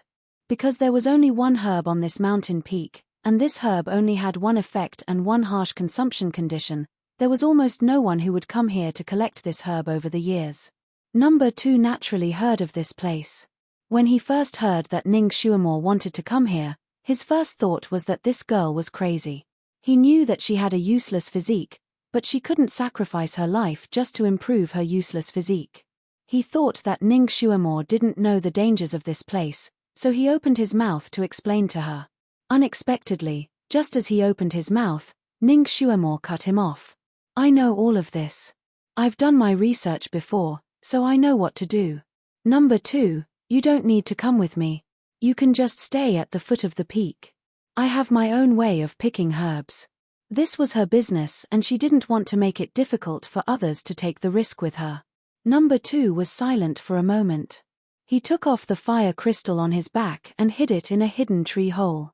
Then he said, I'll go with you. Your Highness is not here. You don't need to follow the rules. You must protect me. Miss Ning, you don't need to persuade me. I've made up my mind. I'll go wherever Miss Ning goes. He didn't do it for the rules or for the sixth king. He was a guard and knew how to avoid harm. If it was only for the sixth king's orders, he would do his best. He wouldn't pledge his life to follow him. He only did it for her. Ning Xuemore looked at his determined face and knew that he had made up his mind. She couldn't persuade him anymore. She simply said, okay, I can take you with me. But you must listen to me on the peak. You can't make any mistakes. Yes. Number 2 looked at her suddenly serious little face and his heart skipped a beat. This girl actually had the aura of a king at this moment, and he didn't dare to disobey her. What happened next was simply a bizarre and frightening nightmare for Number 2. When they were about to reach the peak, Ning Xuemore sprayed some kind of medicine on him. She sprayed it from head to toe, not sparing a single inch of his skin. The smell was strong, strange, and unpleasant. She also sprayed herself with the same spray before swaggering up to the peak with him. The first thing they saw was a snake. Large and small golden snakes were in nests. The big ones were as thick as anacondas, while the small ones were nearly a meter long. They were coiled on the rocks, wriggling in the cracks, and hanging from the trees. They could be seen everywhere. Strands of snakes could be seen everywhere. It was a dazzling sight. Number 2 could be considered brave, but when he saw so many snakes, he couldn't help but feel his scalp go numb and his entire body turn cold. This kind of snake was extremely poisonous. If one was bitten by it, one would immediately die. Even a golden immortal would not be able to save them. There were no roads on the peak, only some traces left by the snakes. Number 2 suppressed his disgust and fear. According to Ning Xuemo's instructions, he held his breath and slowly walked forward. Chapter 148. Strangely enough, there were snakes under their feet and on both sides of them, but not a single snake attacked them. It was as if they didn't exist at all. Without a doubt, it was the strange liquid that Ning Xuemo sprayed on her body. At this time, number 2 was still full of admiration for Ning Xuemo. Girls were generally afraid of snakes. He had once seen a so-called psychokinesis genius scream like a pig being slaughtered when she saw a snake. Now in this kind of snake nest, even he was so scared that his face turned white. He had to control his legs to stop them from trembling. But he never thought that Ning Xuemo, this little girl, would be able to walk through the snake array like this. She walked so lightly and without a change in expression. Even a meter-long golden snake fell from a big tree and landed on her neck. Number 2 was so scared that he broke out in a cold sweat. Ning Xuemo didn't even blink. She didn't even pay attention to the snake on her neck. She only stood there, allowing the snake to slither around her body once before leaving while shaking its head and wagging its tail. Which bastard said that Marquis Ning's daughter was a coward and had no place to be? The person who said that must be blind. From what he had seen and heard along the way, this girl was an unprecedented genius. Smart, intelligent, bold, meticulous, ambitious, and had a body full of strange skills. He was better than her father, if not better. Whoever could marry this girl would have a good fortune that couldn't be accumulated even in 8 lifetimes. It was a pity that their Marquis didn't have this good fortune and missed out on such an excellent girl. They passed through the snake array without any danger. Although number 2 was so scared that he broke out in a cold sweat, he was still able to hold on. Other than his face turning white, he didn't look out of place. What medicine did they spray on us just now? They seem to think that we are the same kind. Number 2 couldn't help but be curious. Ning Xuemo put a snow-white finger to her lips and smiled. It's a secret recipe. Number 2. Since it was a secret, it wasn't convenient for him to ask. He looked ahead. There should be more scorpion arrays, right? Will the smell on our bodies still work? Add one more. Ning Xuemo's reply was concise and comprehensive. She took out 2 small bottles of medicine and sprayed them all over. This time, the smell was even stranger. It was so pungent that number 2 almost sneezed. Why does it smell like chicken poop? Number 2 almost wanted to pinch his nose. The smell was going to kill him. Ning Xuemo's eyes curved. Do you want to make the scorpions avoid you because you stink, or make the scorpions come to you because you smell good? All right, he would endure it for now. At this moment, they had already entered the depths of the mountain. The 2 of them finally saw the scorpion here. The number of scorpions was much smaller than the number of snakes, and they all moved alone. The big ones were as big as a peeper, and the small ones were as big as round fans. Each of them moved as fast as lightning, and their tails were raised high like flags. Number 2's heart was filled with uncertainty. He knew that the smell on his body was the smell of a large rooster. It was said that scorpions were afraid of chickens, but with such a large scorpion that was even bigger than a rooster, would it be afraid? But he was clearly worrying too much. Their natural enemy was their natural enemy. The scorpions here were afraid of chickens. They were afraid of the smell of chicken poop on their bodies. Wherever they went, the scorpions on the side of the road would quickly run away. In the blink of an eye, they would dive into the grass. They were simply unstoppable. Chapter 149. Everyone regarded this place as a dangerous place, but now it seems that as long as you find the right method, this place is very easy to pass. It's not that scary. In the future, if he came here to pick herbs, he would bring a rooster, or smear some chicken dung on his body. It was just that the snake array was not easy. Until now, he still could not figure out what the smell was, let alone concocting it. Don't get any ideas. Ning Xuemo opened her mouth, obviously seeing through his thoughts. Normal roosters don't have it either. The smell on our bodies right now is the smell of the sky rooster, the natural enemy of this scorpion. So that's how it is. Number 2 could not help but look at her again. The little girl in front of him seemed to be very well prepared, and her research on this place was very thorough. It seems that this little girl did not risk her life to come here, she already had a card up her sleeve. The two of them turned around a hillside, and suddenly their eyes lit up. In front of them was a sea of stars. No, it was a field of grass that looked like stars. There were 40 to 50 grasses densely packed together, each of them more than a foot tall. They were light blue in color, and their leaves were round and plump, like little stars. There was a thin layer of frost on top of them, and they were emitting a faint glow from the setting sun, emitting waves of fragrance. Heavenly ice grass. He did not think that there would be so many here. Number two's eyes lit up, and he wanted to rush over. Ning Xuemore gestured for him to stop. Then, she took out a dagger with a crimson luster from her bosom. Take out your weapon. Number two was shocked. She didn't want to duel with him here, right? Miss Ning, don't worry, all the herbs here can belong to you, I won't take a single one. Ning Xuemore glared at him. Stop talking nonsense. Take out your weapon, I'll smear some medicine on it. There are other kinds of poisonous snakes and scorpions in the grass, and you must use a special medicine to kill them. So that's how it is. Number two let out a sigh of relief, and handed his sword to her. Ning Xuemore took out a transparent medicine and smeared it on the blade, and then handed it to him. Use it sparingly, I only have this much. Remember, we'll each pick one herb and leave. Don't be greedy. She spoke in a dignified manner, causing number two to be stunned. This one can also pick one? Of course. Since you've entered the treasure mountain, how can I let you return empty-handed? This herb can slightly increase your aptitude. Once you pluck it, swallow the leaves immediately. The stalk is inedible. Remember. Number two's heart was filled with gratitude as he said in a low voice, thank you. In the vast sky country, no matter what treasure they found, it would belong to their master. Even if there was a large patch of medicinal herbs, their master would monopolize it and would not let them touch a single bit. Only if they had made a huge contribution would they be able to receive the slightest bit of reward from the master. But now, for some unknown reason, he could only pick 2 stalks. Ning Xuemore didn't even hesitate to give him 1 stalk. For this kind of girl, even if he sacrificed his life, it would still be hard for him to repay her. Number 2 took a deep breath and said, Miss Ning, can we only pick 2? This humble one doesn't want it. Miss needs it more than this humble one does.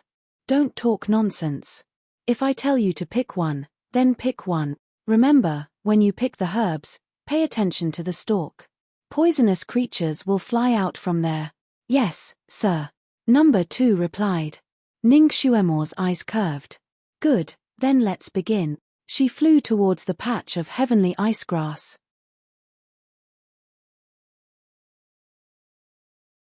Chapter 150. When she was right in front of him, the dagger in her right hand flashed and killed a red snake that flew out from the bushes. Her left hand took the opportunity to grab a stalk of heavenly ice grass. With a flick of her fingers, the star-like leaves of the heavenly ice grass flew into her mouth. She took advantage of the situation and stepped back 3 feet. Number 2 had been paying attention to her movements. He was quick and nimble, so he copied her movements and acted almost at the same time as her. He first killed a scorpion and then picked the grass to eat. This set of actions was as smooth as moving clouds and flowing water. But after he picked 1 stalk, he suddenly thought that since Miss Ning had treated him so well, he might as well pick another stalk for her as a form of repayment. So he did not retreat, but went to pick the second stalk, careful. 3 black shadows flew out from the bushes, 2 red and 1 gray, and bit at him like lightning. At the same time, 2 silver lights flashed from behind him and went straight for 2 of the black shadows. He hurriedly waved his right hand, and the sword in his palm struck down one of the black shadows. The black shadow that was hit by the silver light only paused for a moment before opening its mouth and spitting out 2 balls of faint purple mist. Number 2 only managed to dodge one of the balls, but was hit by the other one. The stench hit his nose, and his mind went blank. His vision turned black, and his body fell towards the heavenly ice grass. Idiot. Ning Xuemore did not have time to catch him, so she could only kick him quickly. Before he could fall to the ground, he kicked him and sent him flying. Number 2 fell into an open space. The rock beneath him was hard, and he groaned as his body curled up slightly. Who told you to pick more? Did you take my words for granted? Even if you want to die, this is not the way to do it. Ning Xuemore flew back in time. In her anger, she scolded him. Number two's face turned green, and the blood in his chest was boiling. He also knew that he had caused trouble, so he shrank his neck after being scolded. I'm sorry. His hand was still tightly holding the stalk of heavenly ice grass, and he trembled as he handed it over. This grass was not easy to get. Please eat another one. So he picked the extra one for her. Ning Xuemore looked at his increasingly green face, and her anger did not dissipate. Idiot. Who asked you to be so nosy? Do you think I wouldn't do it if I could? Are you a pig? Don't you know how to use your brain before doing anything?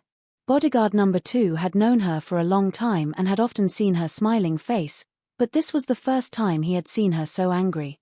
When she was angry, there was a kind of fierce aura that made him shrink his neck back and half lie there like a frightened quail.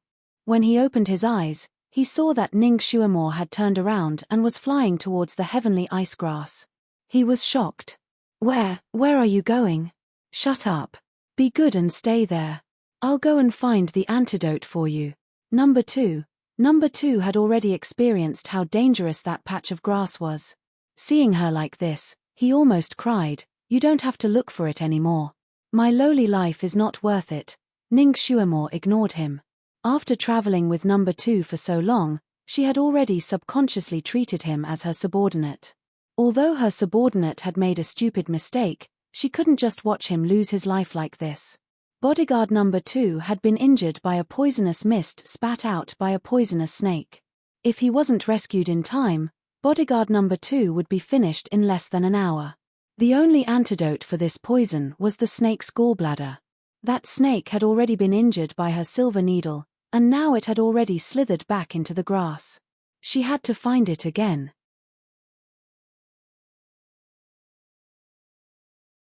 Chapter 151. The snakes and scorpions around the heavenly ice grass all had a special characteristic. Every stalk of grass had a snake and a scorpion under it, and they wouldn't cross the boundary between each other. If they only took one stalk, they only needed to kill one snake. But if they took a second stalk, it would arouse the vigilance of these poisonous creatures. They would help each other, and it would be hard to say what kind of attack they would receive. Fortunately, these poisonous snakes and scorpions only cared about protecting their own herbs. As long as they didn't touch those herbs, they would be very obedient and wouldn't attack. They would only stare at the intruder with their small eyes. The poisonous snake that attacked number 2 should be at the place where he picked the herbs, and it should be the 2 stalks right next to him. Therefore, Ning Xuemore carefully searched for a moment and finally found the whereabouts of those 2 fellows. Her silver needles were still stuck in their bodies. She couldn't touch the herbs they were hiding in, or else it would attract the attacks of the surrounding poisonous creatures. She only flicked out 2 more anesthetic needles. After a moment, she finally came back with the 2 fainted poisonous snakes. Although it was one of the snakes that attacked number 2, these 2 fellows looked exactly the same. Ning Xuemore couldn't figure out which one was the culprit, so she simply brought them both back. In just a moment, number 2 was already foaming at the mouth, and his face was as green as grass. He slightly opened his eyes and forced himself not to faint. When he saw that Ning Xuemore had returned safely, he let out a sigh of relief. His eyes rolled back, and he fainted. He was woken up by the bitter taste. It was as if he had swallowed 2 catties of Chinese gold thread. It was so bitter that his tongue was almost numb. He subconsciously wanted to vomit, but a finger touched his lips. Try it if you dare. Swallow it. The lass wasn't big, but her aura wasn't small. Number 2 steeled his heart and forced his neck to swallow the gallbladder in his mouth. After a moment, Ning Xuemore looked at his still green face and sighed. It seems like it's not that one. As she spoke, she took out another snake's gallbladder and put it next to his mouth. This one should be it. Come, swallow this one. With a bitter face, number 2 had no choice but to swallow the second snake gallbladder. Clearly, this bitter rose gallbladder was the right medicine. His complexion gradually improved, and the dizziness in his head and the pain in his stomach gradually disappeared. His little life could be considered to have been pulled back from the gates of hell by Ning Xuemore. He had already obtained the medicinal herbs, but there were many poisonous insects here, so he couldn't stay for long. Therefore, after number 2 recovered, Ning Xuemore began to make arrangements for descending the mountain. Although the poison in number 2's body had been neutralized, it was still a potent poison. He did not have much strength left in his body and could only force himself to walk. Ning Xuemore finished tidying everything up and looked at his deathly pale face. "Can you leave or not? Why don't you rest a little longer?" Number 2 shook his head. "No need, going down the mountain is not a problem." He couldn't implicate her anymore. This place was too dangerous. Every second counted. Ning Xuemore didn't force him. Seeing that he was walking steadily, she was relieved. She also wanted to leave this poisonous nest as soon as possible. The two of them used the same method as when they came, and as expected, they were not attacked by any scorpions or poisonous snakes. Just as they were about to walk out of the array of golden snakes, the sky suddenly darkened, and the wind suddenly blew. The golden snakes that were peacefully swimming in the surroundings suddenly panicked and slithered into the cracks, caves, and bushes nearby. In the blink of an eye, more than 1,000 snakes had disappeared without a trace.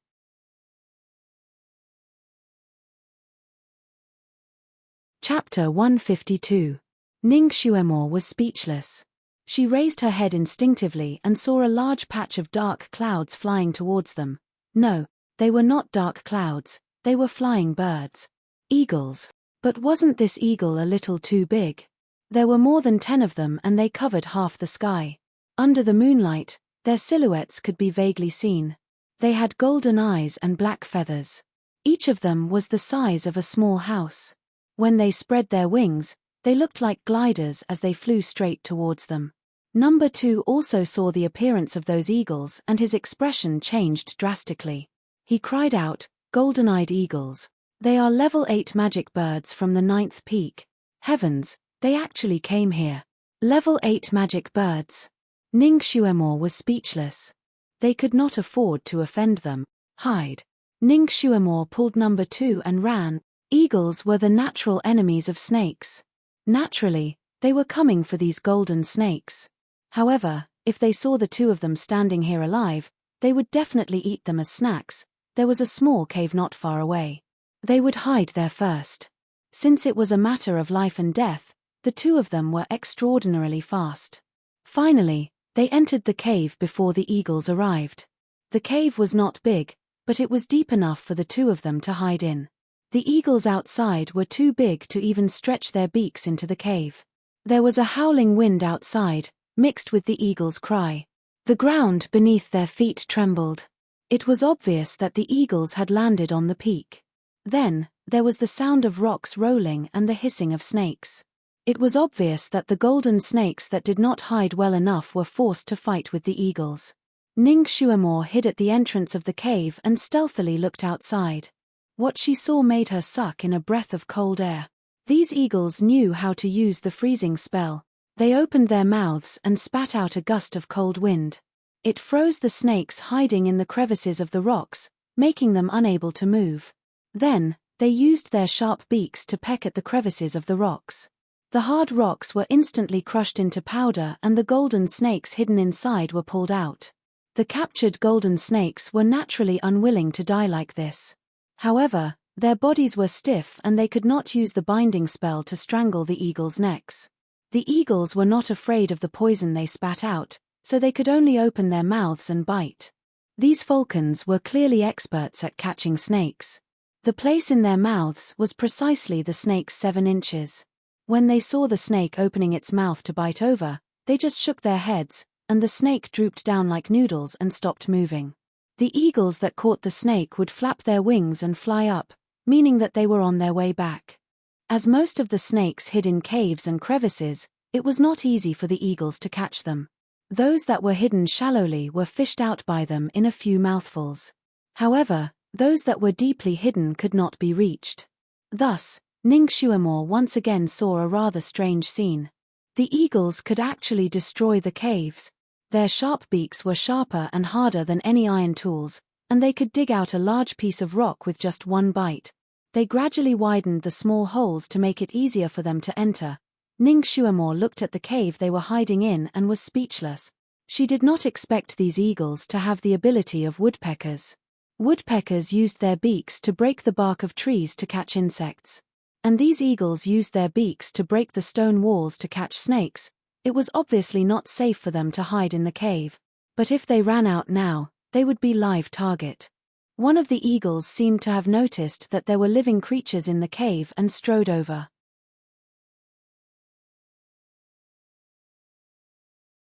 Chapter 153. Oh no. Ning Xuemore retracted her head and walked deeper into the cave with number 2. Be careful. Number 2 pulled her back.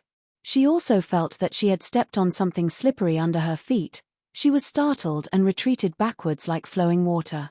When she lowered her head to look, her body stiffened. Beneath their feet was a large snake. It was about 2 jong long and as thick as a small bucket. Half of its body was coiled up, and its triangular head was raised high. Its pair of cold green eyes stared fixedly at Ning Xuemore and Qin Wentian. The cave was dark. Ning Xuemore's martial arts were still weak and her night vision was poor. At first, she couldn't see the inside of the cave clearly. Just now, she had almost stepped on the snake's tail. Ning Xuemore knew that this kind of snake had a bad temper and its attack power was very strong. Ning Xuemore and number 2's body emitted a large amount of heat because of their running just now. At this moment, their body odor was different from the snake's. Logically speaking, this snake would explode and hurt people.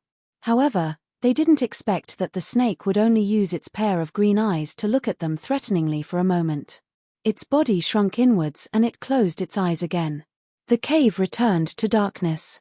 A large bird's beak reached in from outside. A tongue stuck out from the beak and desperately swiped into the depths of the cave. Ning Xuemore and number 2 held their breath and tried their best to stick their bodies to the cave wall. Fortunately, the cave was deep enough and the bird's tongue couldn't reach them. However, looking at the bright red tongue not far in front of them, Ning Xuemore felt the hair on her back stand up. This bird's tongue could actually reach so deep. The birds in this world were all so mutated. The bird's tongue reached into the cave for a moment and then retracted back. Before Ning Xuemore could breathe a sigh of relief, the sound of the bird's beak pecking on the rocks came from outside. Amidst the rumbling, large rocks fell to the ground.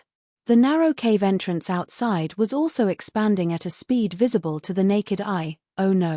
It seemed that the bird had already discovered that there were snakes or other food in the cave. Ning Xuemore and number 2 had already retreated to the deepest part of the cave. At this speed, they would be swept out by the bird's beak in less than 15 minutes. They couldn't just sit and wait for death. Every now and then the bird would stick its tongue in and try a circle. Ning Xuemore quickly smeared different strong poisons on her and number 2's weapons. Taking advantage of the time when the bird's tongue came in to probe again, she leaped up and stabbed each of them once. Kai kai. The 2 swords pierced into the tongue, and blood splashed out. The bird let out a shrill cry and retracted its tongue at lightning speed. If the 2 of them had not withdrawn their swords quickly enough, they would have been dragged out by the tongue as well. From outside came the long cry of the falcon and the sound of its hooting. It was obvious that the falcon was in pain. After a while, the bird's chirping stopped, and the sound of crazily chiseling stones could be heard. It was obvious that the bird was angry. The speed at which he chiseled the stone was much faster than before. The poison didn't work. That's right, this bird eats poisonous things every day, so it has a strong resistance to poison. The plan of using poison to kill it has failed once again. Moreover, this bird had learned its lesson after suffering the first time. It no longer used its tongue to explore the cave, and only crazily expanded the cave entrance. Hiss! A sound came from behind. Ning Xuemore and number 2 turned around and saw that the golden snake had opened its eyes again. It stuck out its long tongue at the 2 of them, and its large head was slowly approaching them. Ning Xuemore subconsciously retreated, and this time, she retreated in the direction of the cave entrance. There was a huge beak waiting for them at the entrance.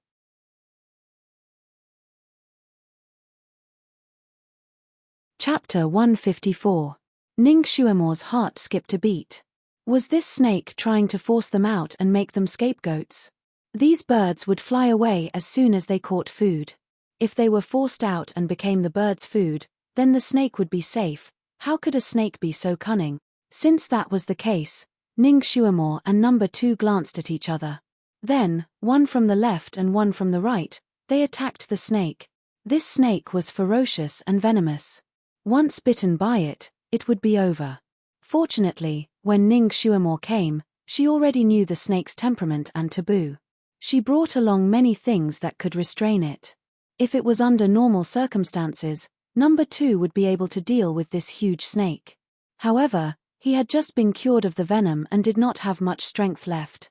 He could not even use 20% of his strength. On the other hand, Ning Shuamore was small and did not have much strength. Now that the two of them worked together, they could barely suppress the golden snake.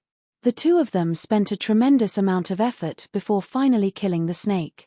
Then, they worked together to push the snake's corpse outwards. The huge bird's beak came in and grabbed the snake's corpse before dragging it out. "We've finally escaped this calamity." Number 2 was still in shock as he let out a long sigh. Before he could finish his sentence, the sound of stone being chiseled could be heard again. Fuck, it can't be. With a scapegoat, why would it not let the two of them go? In the blink of an eye, the hole had been opened to a large enough size for the bird to drill its entire head in. Its huge beak was like lightning as it stabbed towards the two of them. At this moment, the two of them had nowhere to retreat. Ning Shuamore was just outside the perimeter and the direction of the bird's beak was heading towards Ning Shuamore's chest. Ning Shuamore steeled her heart and wanted to use her sword to block it. However, unexpectedly, her shoulder tightened and she could not help but spin in a circle. The two of them had switched positions and number 2 was standing where she was just now. The bird's beak stabbed him and he was dragged outwards. "Miss Ning, take care." These were the last words that number 2 said to her. He wanted to use his own life to fight for Ning Shuamore's survival. Ning Shuamore's mind exploded. Seeing that number 2's body was about to be dragged out of the cave, she flew up and slashed her sword towards the huge beak. Sparks flew in all directions as Ning Shuamore's dagger left a white mark on the bird's beak. The bird was in so much pain that it trembled. With a swoosh, the huge bird retreated from the cave. And because Ning Shuamore couldn't withdraw her sword in time, she was brought out by it. Unfortunately, her clothes were hanging on the feathers near the bird's head. At this moment, his entire body was hanging on the bird's head, swinging back and forth. She hurriedly tried to cut off the straps of her clothes, but she didn't expect the bird to fly up into the sky as soon as it withdrew its head. Ning Shuamore, she didn't dare to cut off her clothes anymore. On the contrary, she hurriedly wrapped the rest of her clothes around the bird's head. Her hands also tightly grasped the bird's feathers, afraid that she would fall and shatter into pieces. "Miss Ning." Number 2 was actually not dead yet. He was being held horizontally by the bird. Looking at Ning Shuamore, his eyes were filled with tears. He didn't expect that this little girl would have the courage to live and die with him. He was too touched. "Ning Shuamore. She really didn't mean to cause this situation. Don't move," she shouted in a low voice, stopping number 2's subconscious struggle. Looking at the bird, it didn't seem like it had any intention of killing him. Otherwise, it would have swallowed number 2 alive long ago. Even if he struggled to escape from the bird's beak, he would still be smashed into pieces. It was better to deal with the situation by remaining unchanged.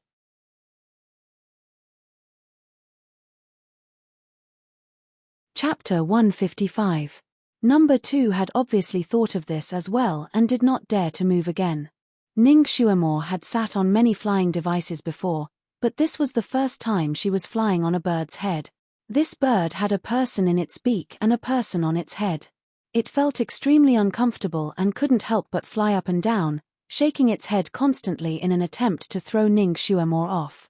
High up in the sky, diving up and down, this feeling was 1,000 times more exciting and 10,000 times more dangerous than riding a roller coaster.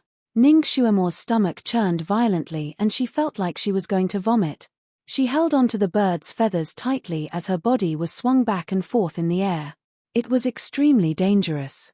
Compared to Ning Shuamore, number 2 was much safer. He looked at Ning Shuamore with trepidation and kept shouting for her to be careful. Ning Xuemore also knew that this was extremely dangerous. 2 of her belts had already been broken by this damn bird, leaving only one hanging dangerously. The main support points were still her hands. She took a deep breath and resisted the nausea from the sudden loss of gravity. She suddenly flipped her body upside down and finally climbed onto the bird's head, lying on top of it. Then, she used both her hands and feet to firmly secure herself on top. Her small body was light, so lying on top of it like this finally made the bird feel less uncomfortable. It was also tired from the tossing and turning, so it simply flew towards the 9th summit of Heavenly Book Mountain. Although Ning Xuemore and number 2's lives were not in danger for the time being, their prospects were not optimistic. The 9th summit was a mysterious place that legend said that only the sect masters of the various sects dared to venture into. Even if a rookie like her and number 2, who was an amateur, could escape with their lives from the bird's mouth, could they escape the 9th summit alive?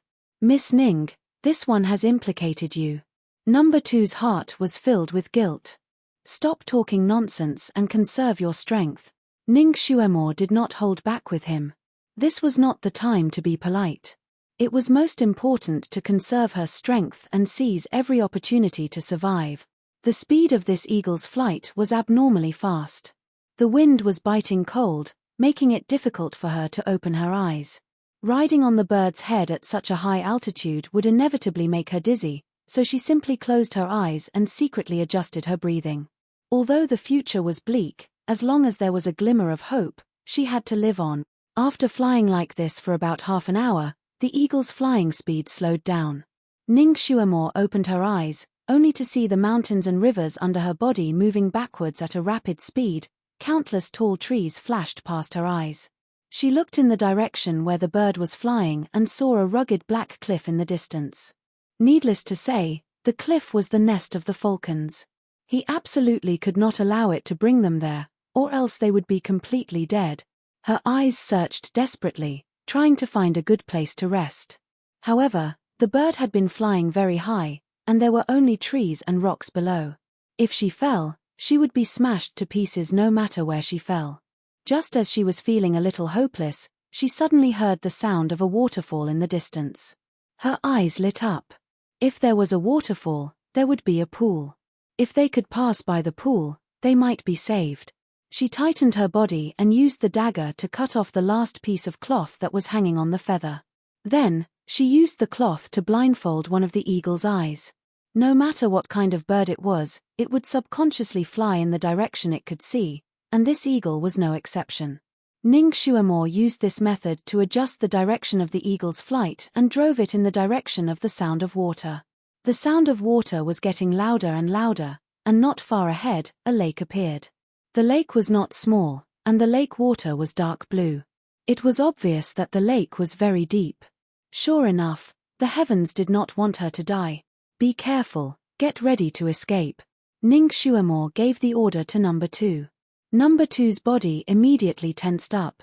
Ning Xuemore waited until the eagle under her was about to reach the lake.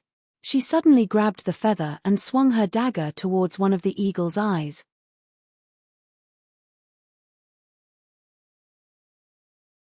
Chapter 156. No matter how tough a bird was, its eyes were its weakest spot. Blood splattered everywhere, and the bird cried out in pain.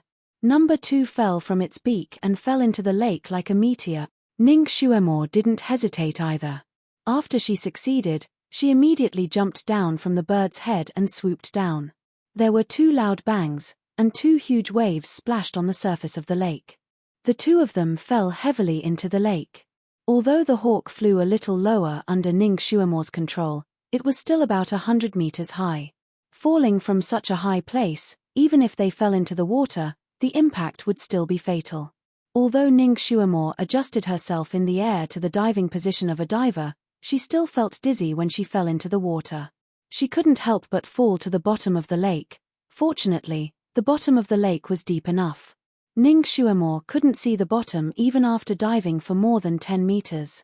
When she finally got rid of the dizziness and struggled to float to the surface, it was already half a minute later. She had just floated to the surface and didn't have time to take a breath. Suddenly, a strong wind blew above her head. A shadow covered her head, and a pair of sharp claws scratched at her head. Shuemo! She heard a loud shout. A figure pounced on her and pressed her into the water. Splash! The pressure on Ning Shuemo's head was suddenly relieved. She raised her head and saw Number Two's body being lifted into the air by a huge bird's claw. Number Two! Ning Shuemo popped her head out of the water and shouted. But she could only watch as he was carried into the sky. My name is Stone. Shuemo, I'm happy to have met you in this life. It's worth dying. In my next life, I only want to be your bodyguard. Number Two's waist had already been scratched by the hawk's claws. His internal organs had been ruptured. He knew that he had no chance of survival this time. Rather than being brought back to the nest and eaten by the bird, it was better to kill himself. This would also cut off Ning Shuemo's idea of rescuing him. Therefore, he forced himself to finish his words. The sword in his hand that he had been holding tightly pressed against his neck. Blood spurted out, and his life was cut off. Blood trickled down from the sky like a small stream, falling into the water and stirring up circles of ripples as it flowed into the distance. A few drops of blood dripped onto Ning Shuemo's face, which was still warm. She touched it and watched the blood drop from her fingertips. She closed her eyes slightly. She knew that he was dead. In the end, she didn't save him. Instead, he saved her twice. He was her first companion who had gone through life and death with her in this world. She didn't expect him to die here. She didn't even know the real name of Number Two, who had a baby face and was always sullen. She knew that in order to train a group of personal bodyguards, some princes would have a special training camp. The children in the training camp were all abducted from a young age. They didn't know where they came from. They didn't know where they came from.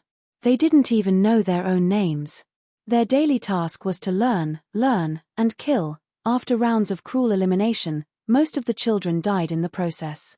The most outstanding ones survived and became the bodyguards of the princes. Their only purpose in life was to loyally protect their masters. They were the sharpest sword in the hands of the princes, the strongest shield. They didn't have names, only code names. Number Two was undoubtedly the most outstanding of them all.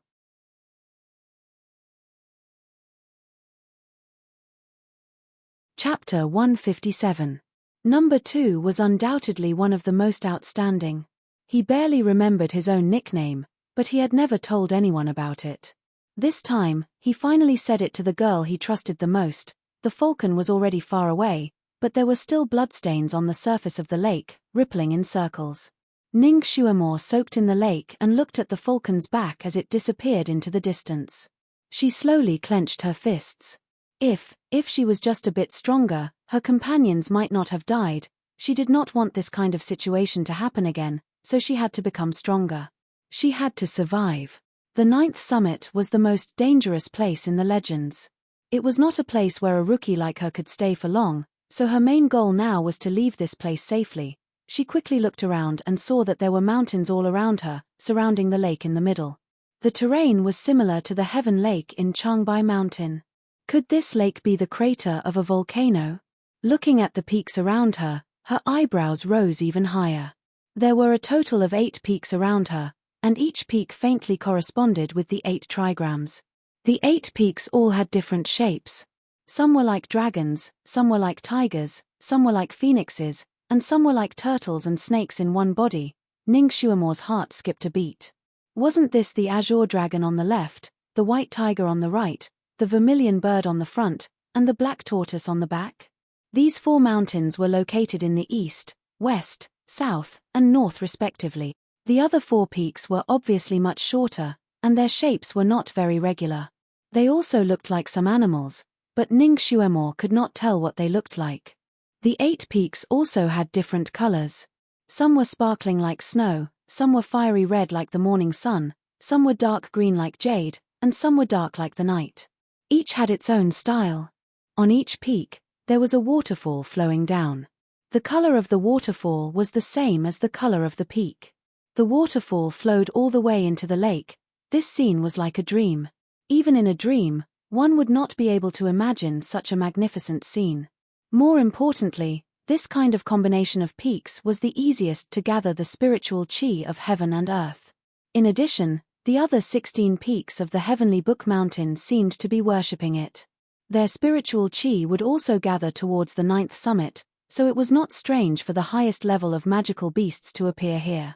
This was a natural holy land for cultivation. If he could cultivate here, he would be able to achieve 100 with half the effort, and his cultivation speed would be astonishing. Was this a masterpiece of nature? Or was it the work of the gods? If it was naturally formed, then it would be too much of a coincidence. If it was man-made, who had the power to move mountains and fill seas? Unless they were immortals. Thinking of immortals, Ning Xuemo thought of Di Zun. Could it be him? He shook his head again. Impossible.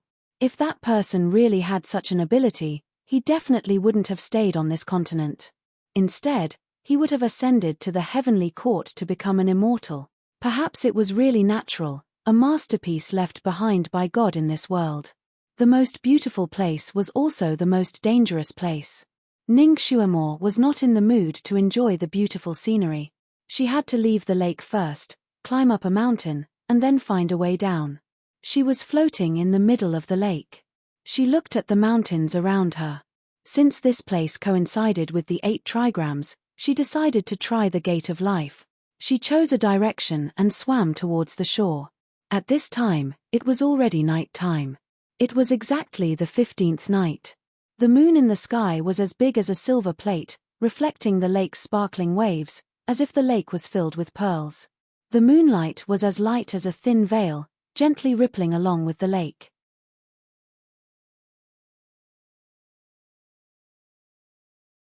Chapter 158. Ning Xuemo felt as if there was a weak electric current in the lake. While she was swimming, she could feel the electric current flowing into her body. The feeling was similar to when she was in the hot spring in the Crown Prince's residence.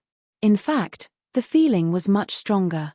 Was this lake the place where the spiritual energy of heaven and earth was refined and mysterious? Therefore, the heaven and earth's spiritual energy was the most majestic. Even a trash like her could feel it so strongly. If a genius were to come here, 3 days of cultivation here would be equivalent to 3 years of cultivation elsewhere. Strange, such a treasure mountain. Even if only the sovereign could come here, they should have thought of ways to take over this place and build a cave residence or something, right? At the very least, they should have come here once every few days.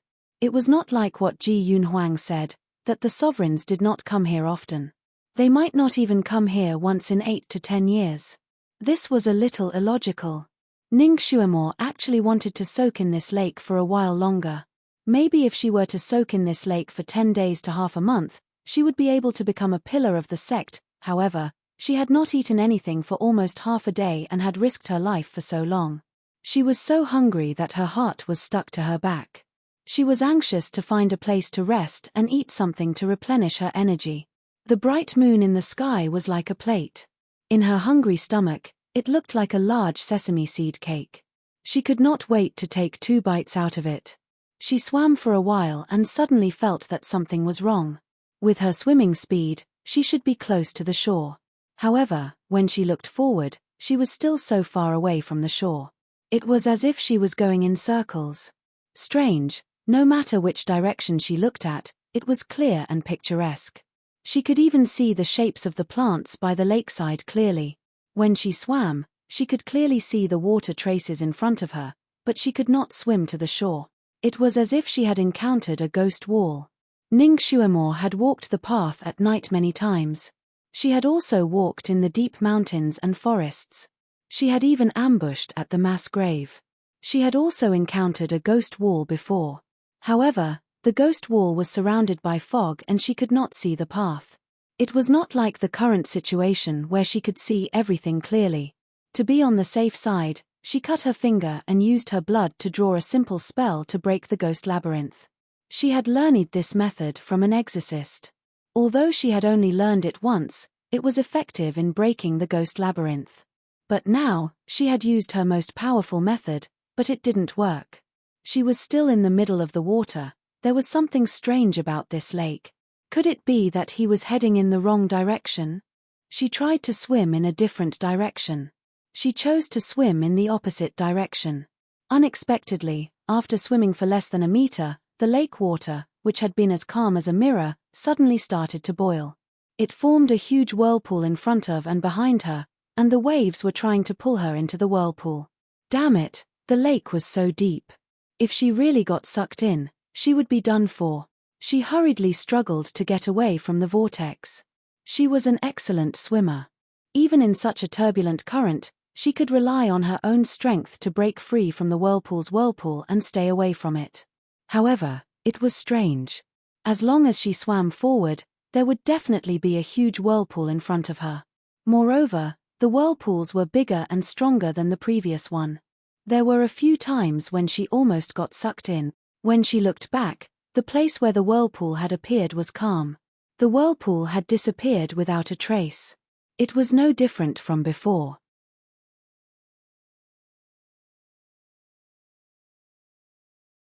Chapter 159.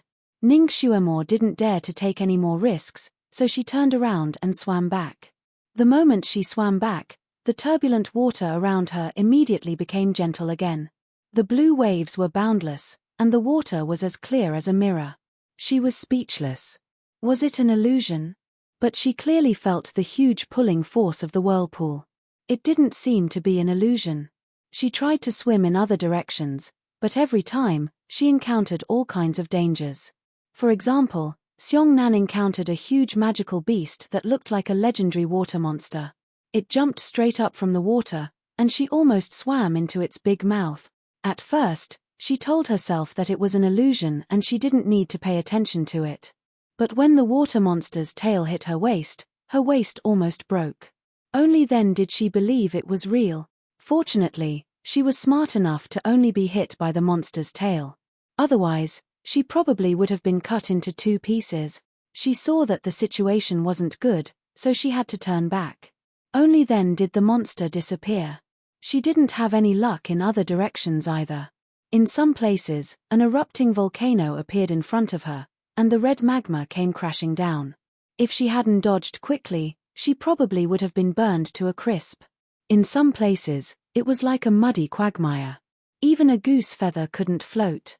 Ning Xuemo believed that once she fell into it, she would never be able to get out of it.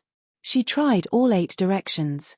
Except for the life gate that she chose at the beginning, the other directions were all dead ends.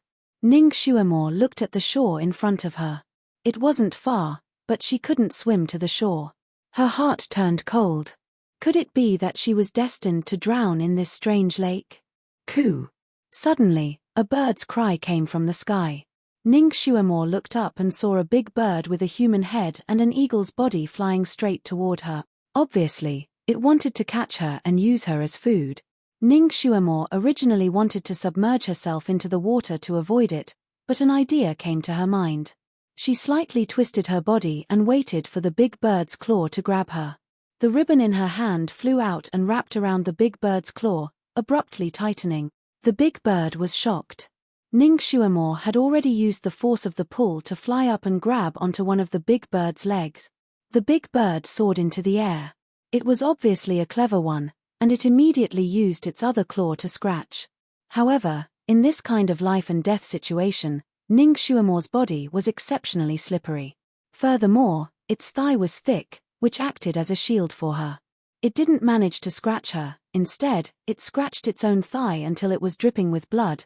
The big bird scratched a few times in succession, but to no avail. He lowered his head and spat fire at her, but she dodged quickly. Not only did the fire not touch her, but she also burned the hair on her legs. This time, the big bird had no more curses. It had to give up the idea of getting Ning Xuemo down for the time being. It flapped its wings and flew back to its nest. This was also Ning Xuemo's goal. As long as it took her away from this strange lake, she would think of other ways to escape. Unexpectedly, the big bird seemed to have encountered a ghost in the air. It was obviously flying forward, but below it was the lake. It couldn't fly out of the range of the lake. After flying for a while, the bird seemed to have panicked. It started to fly around like a headless fly. Ning Xuemo hugged its thigh and looked around. The scenery didn't change, but the big bird seemed to have encountered something that terrified it to the extreme. Its body started to tremble and it started to struggle violently. On its wings, body, and claws, there were wounds. Those wounds were of different shapes.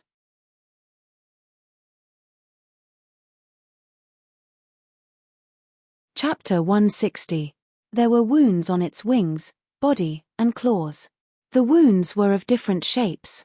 Some looked like they had been torn apart, some looked like they had been injured by a sharp weapon, and some looked like they had been pecked by something. Ning Xuemo was shocked. It seemed that the bird had been attacked by the illusion just like she had been in the water. Moreover, it was a real attack. A cold wind suddenly blew toward Ning Xuemo. The wind was fierce and had a strange fishy smell. Ning Xuemo reacted quickly. Once she realized that something was wrong, she immediately let go of her hands and fell into the lake again. Almost at the same time, the bird let out a miserable cry. Its 2 legs had been cut off by something. It lost its balance and fell into the lake. This bird was obviously a non-swimmer.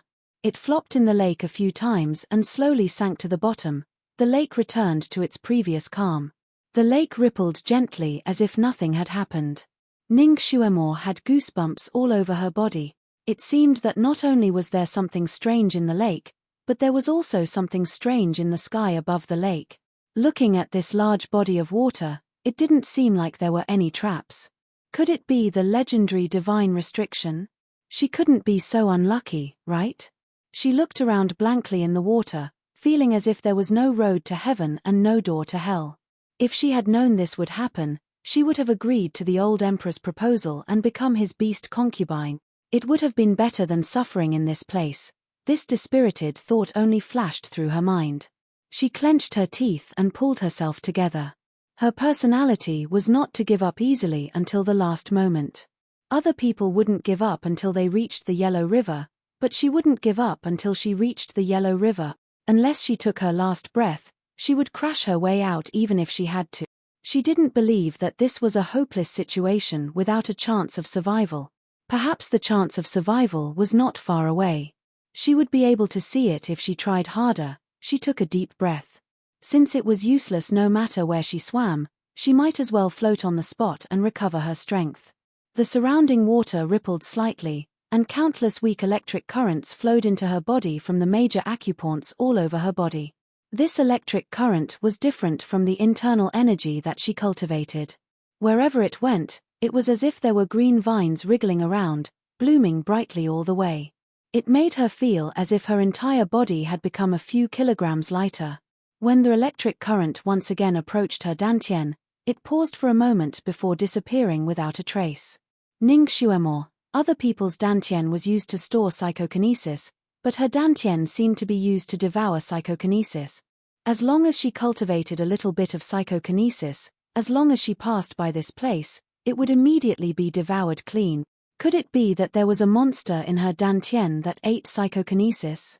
Ning Xuemo tried her best to use her inner vision to see the situation in her dantian, but all she could see was a vast expanse of white fog. What the hell?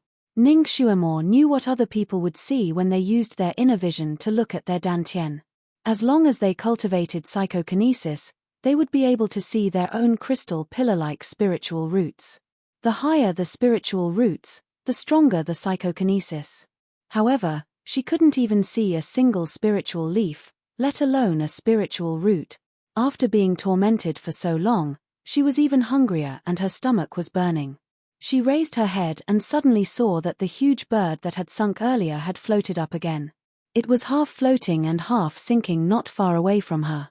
She swam over and took out her dagger.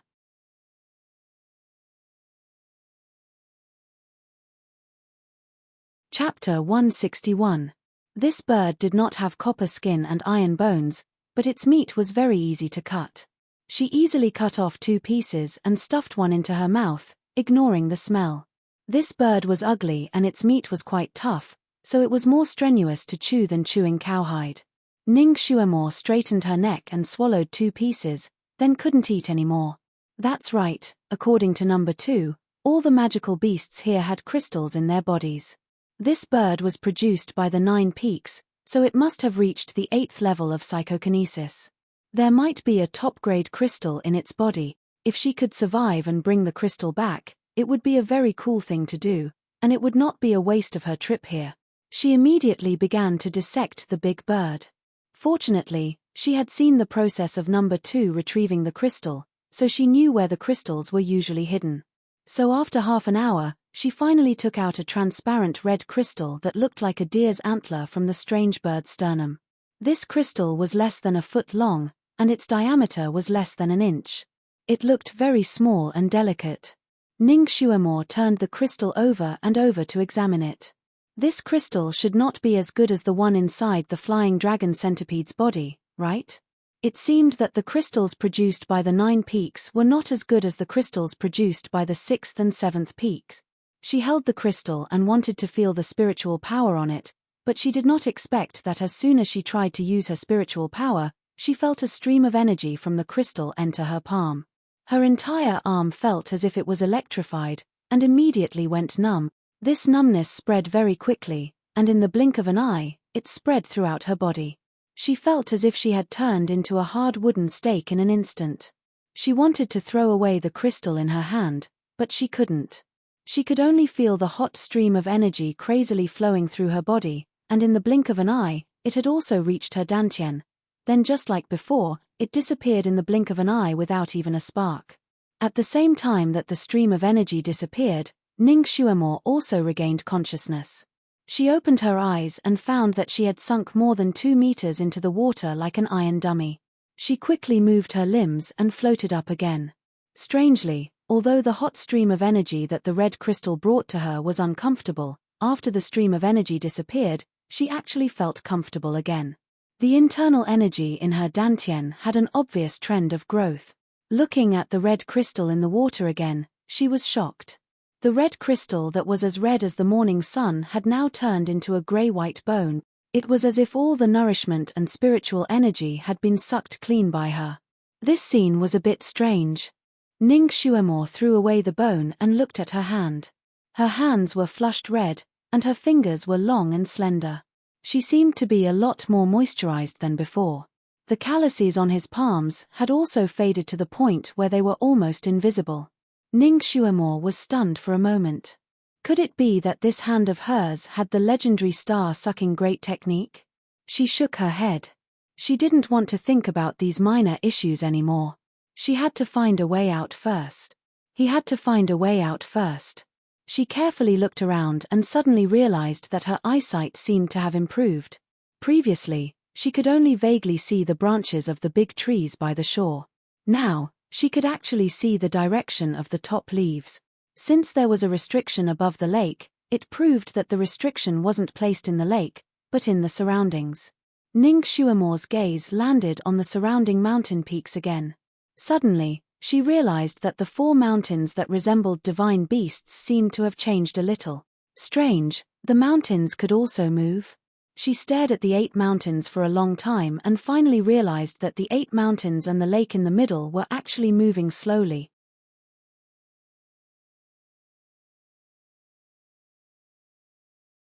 Chapter 162. Along with their rotation, their shapes were also changing. The white tiger's body was gradually elongating and had the tendency to turn into an azure dragon. Her heart suddenly moved. Could this be a 9-star 8 trigrams array? The more she looked at it, the more it looked like it and the more surprised she was. She had seen the 9-star 8 trigrams array in a book before. It had an unpredictable mechanism. If she had the materials, she could also set it up. However, this kind of array was set up with stones and trees. It would also be set up on a large turntable to correspond to the 9 planets in the sky. Because the conditions for setting up this kind of array were too harsh, Ning Xuemore only knew how to set it up on paper. She had never set it up before. She did not expect to see it here. Moreover, it was set up with mountain peaks. Making the surrounding mountains rotate was simply unimaginable. The things in this world really couldn't be judged with common sense. Ning Xuemore sighed in her heart. Since she had already seen through the array, she naturally knew how to break it. She followed the method of breaking the array in the water. She swam 1 meter forward, half a meter backward, 1 foot diagonally, and 3 feet horizontally. She kept changing her direction in the water and sure enough, the illusion she saw before did not appear again. 2 hours later, her eyes suddenly lit up. The scenery around her had completely changed. The lake was still the same lake. There was no change, but the scenery around the lake was completely different. The original Divine Beast Mountain had disappeared without a trace and was replaced by a mountain peak that pierced through the clouds. It was like a graceful beauty standing tall in all directions. The entire mountain peak was covered with ice and snow. Under the moonlight, it was crystal clear white. On the two sides of the mountain peak, there were two waterfalls that flowed down like pearls and splashed jade all the way into the lake. On the two sides of the mountain peak, there were small mountains that looked like children under the seat of a fairy. Between the mountain peaks, there were wisps of white clouds. The clouds covered the sky, making it look like a dream. At a glance, it was as if a high and mighty fairy was leading a group of fairy children on a tour of the world. Ning Xuemore stared at the highest mountain peak. The mountain peak was completely white without a trace of other colors. She vaguely felt that this mountain seemed familiar, as if she had seen it somewhere before. After staring at it for a long time, he suddenly realized that this mountain didn't look like a beauty, but rather like the ancestor. The mountains were like his oversized white robe, and the glacier that hung from the peaks were like his long hair. The ancestor's hair was as black as ink, but if this mountain had hair, it was as white as snow. Apart from this difference, the mountain's topography was very similar to that of the venerable emperor. Could it be that the ancestor had dressed himself up in imitation of this peak? Yes, that's possible. Super awesome people usually have super awesome ways to act cool. At this time, she had already climbed up to the shore. The green grass on the shore was like a carpet.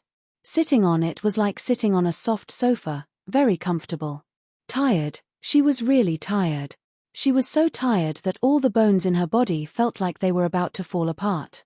She didn't dare to lie down, afraid that she wouldn't be able to get up again once she lay down. Because there was no one to protect her and she was in such a dangerous place, she didn't dare to enter a meditative state. She just closed her eyes and panted. Her divine sense was still constantly paying attention to the movements around her. Suddenly, she seemed to notice something. She suddenly opened her eyes and turned her head to look at the lake behind her. Then, she froze there.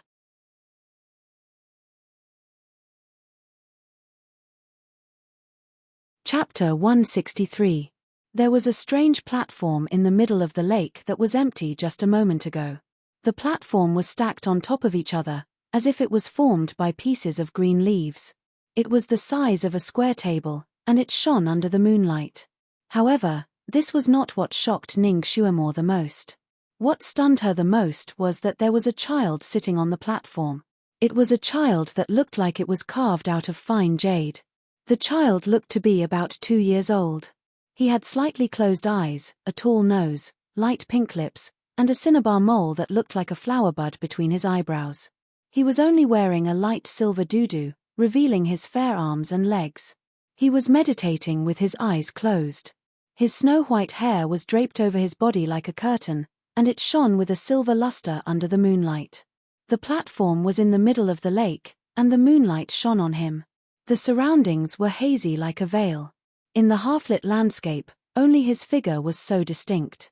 The moonlight generously created a circle of faint silver light around him, as if he was enveloped in a layer of Buddha's light, immortal, monster, or a mountain elf. Ning Xuemore stared at the child, and a few guesses flashed through her mind.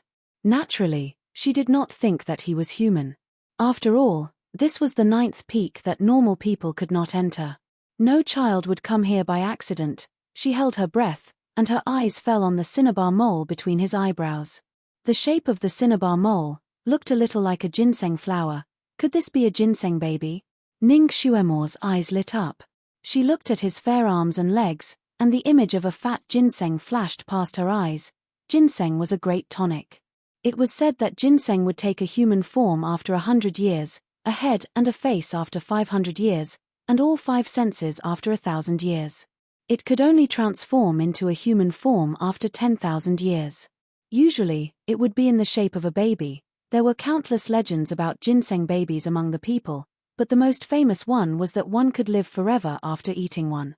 In the legends, Zhongguo Laro became an immortal after eating a ginseng spirit.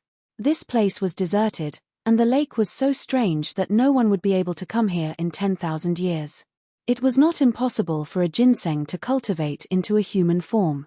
She didn't expect to bump into one when she came here by accident. How lucky. Since she had encountered him, she would not let him go. Maybe if she ate this ginseng baby, her power would increase greatly and she would become a genius beauty. She would be able to do whatever she wanted on this continent.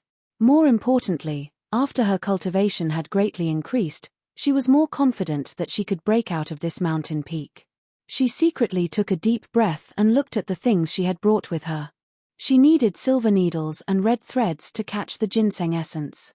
There were silver needles and silk threads, but unfortunately, they were not red. However, this was not a problem for her. She gently cut her finger with a short knife and dyed the thread red with blood. Then, he put it into a small sealed bottle. When everything was ready, she slipped into the water again. She was an excellent swimmer. She could swim underwater for 3 minutes without needing to breathe. She swam underwater like a silent barracuda and moved towards the platform. Nearer, nearer still. The distance was about 500 meters. Ning Xuemore only took 2 breaths along the way. In between breaths, she glanced at the boy again. The boy was still meditating, oblivious to the approaching danger. When she was close to the green platform, Ning Xuemore slowed down. She first gathered her strength in the water and held the silver needles in her hand.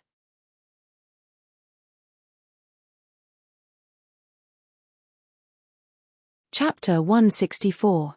Legend had it that one had to prick the ginseng baby to seal it so that it could not run away. Head, neck, chest, legs, feet. She had read too few myths, so she could not remember. She approached from the back of the boy and looked at him from the surface of the water. She saw that the skin of the boy's back was like a beautiful jade carving under the moonlight, without a single flaw. His silvery hair flowed into the water, as smooth as the moonlight. Such a posture of the boy's back was extremely beautiful. If she were to prick him with the needle, Ning Xuemore suddenly felt that she could not do it. Forget it. According to the legend, it was wrapped with a red thread. She might as well prick the boy's undergarment with the silver needle and wrap the thread around his neck. In this case, she could only go around to the front of the boy. She silently dived into the water again and inevitably saw the roots of the green leaf platform. Her heart skipped a beat. The bottom of the green leaf platform was like a big tree. There was a huge root system with countless aerial roots crisscrossing in the water. These fine aerial roots were hollow, allowing fine streams of water to flow into them. Ning Xuemore could clearly see the gurgling sound of the water flowing inside the aerial roots. The direction of the flow was precisely the direction where the boy was sitting cross-legged. Could it be that the boy was not only absorbing the essence of the moon, but also absorbing the spiritual energy in the lake? This was a good idea. The spiritual energy here was the richest. If one cultivated well, cultivating here for a year would be equivalent to cultivating elsewhere for 100 years. No wonder the ginseng baby was so fresh and beautiful. Hehe, even if you cultivate into a demon, you will still be my food today. She was like a snake hunting its prey, quietly swimming to the front of the boy and slowly approaching him. Then, she suddenly launched an attack. The silver needle in her hand was like a ray of light, with a red thread running directly towards the boy's undergarment. Fast, accurate, and ruthless. Only these 3 words could be compared to Ning Xuemore's attack. The boy was obviously not prepared. Before he even opened his eyes, the silver needle had already pierced into his undergarment. What Ning Xuemore did not expect was that the moment the silver needle touched the boy's undergarment, it was as if it had touched a mill. It instantly shattered and disappeared without a trace. At the crucial moment, the red thread was still powerful. It did not stop and continued to wrap around the boy's body. There was a way. Ning Xuemore's movements were extremely fast. When the red thread wrapped around the boy's body, she suddenly jumped out of the water and pounced on the boy like a hungry tiger hunting for its prey. With a plop sound, Ning Xuemore landed on the green leaf platform, but there was nothing in her arms. She hurriedly opened her eyes and found that the boy who was originally sitting on the green platform had disappeared. When she pounced down, her arms were clearly about to hug the boy's body. Unexpectedly, when he closed his arms, he only hugged a ball of air. It disappeared just like that. Her red string was clearly wrapped around him. Ning Xuemore hurriedly looked at the red thread. One end of the red thread was tied to her little finger, and the other end was wrapped around the ginseng baby. At this moment, the red thread on her finger was still fine, but the other end was submerged in the water. The ginseng baby fell into the water, as expected of someone who had cultivated into a demon. How vigilant! Ning Xuemore jumped up and was about to jump into the water. She was not on guard against the platform that was formed by the green leaves. The green leaves suddenly expanded and flew over. Very obviously, the platform wanted to wrap her up like dumpling filling. Needless to say, this was the work of the ginseng baby. Ning Xuemore tapped her toes on the platform and leaped up. When the green leaves were about to wrap around her, she flew out. You're tuning in to the Dreamy Chapters YouTube channel. We're so grateful for your support, and don't forget to subscribe to join us on this incredible journey through captivating stories. Your generosity through donations truly makes a world of difference, as it's the primary source of revenue that allows me to expand and enhance this channel for you. Thank you from the bottom of my heart for being a part of this adventure.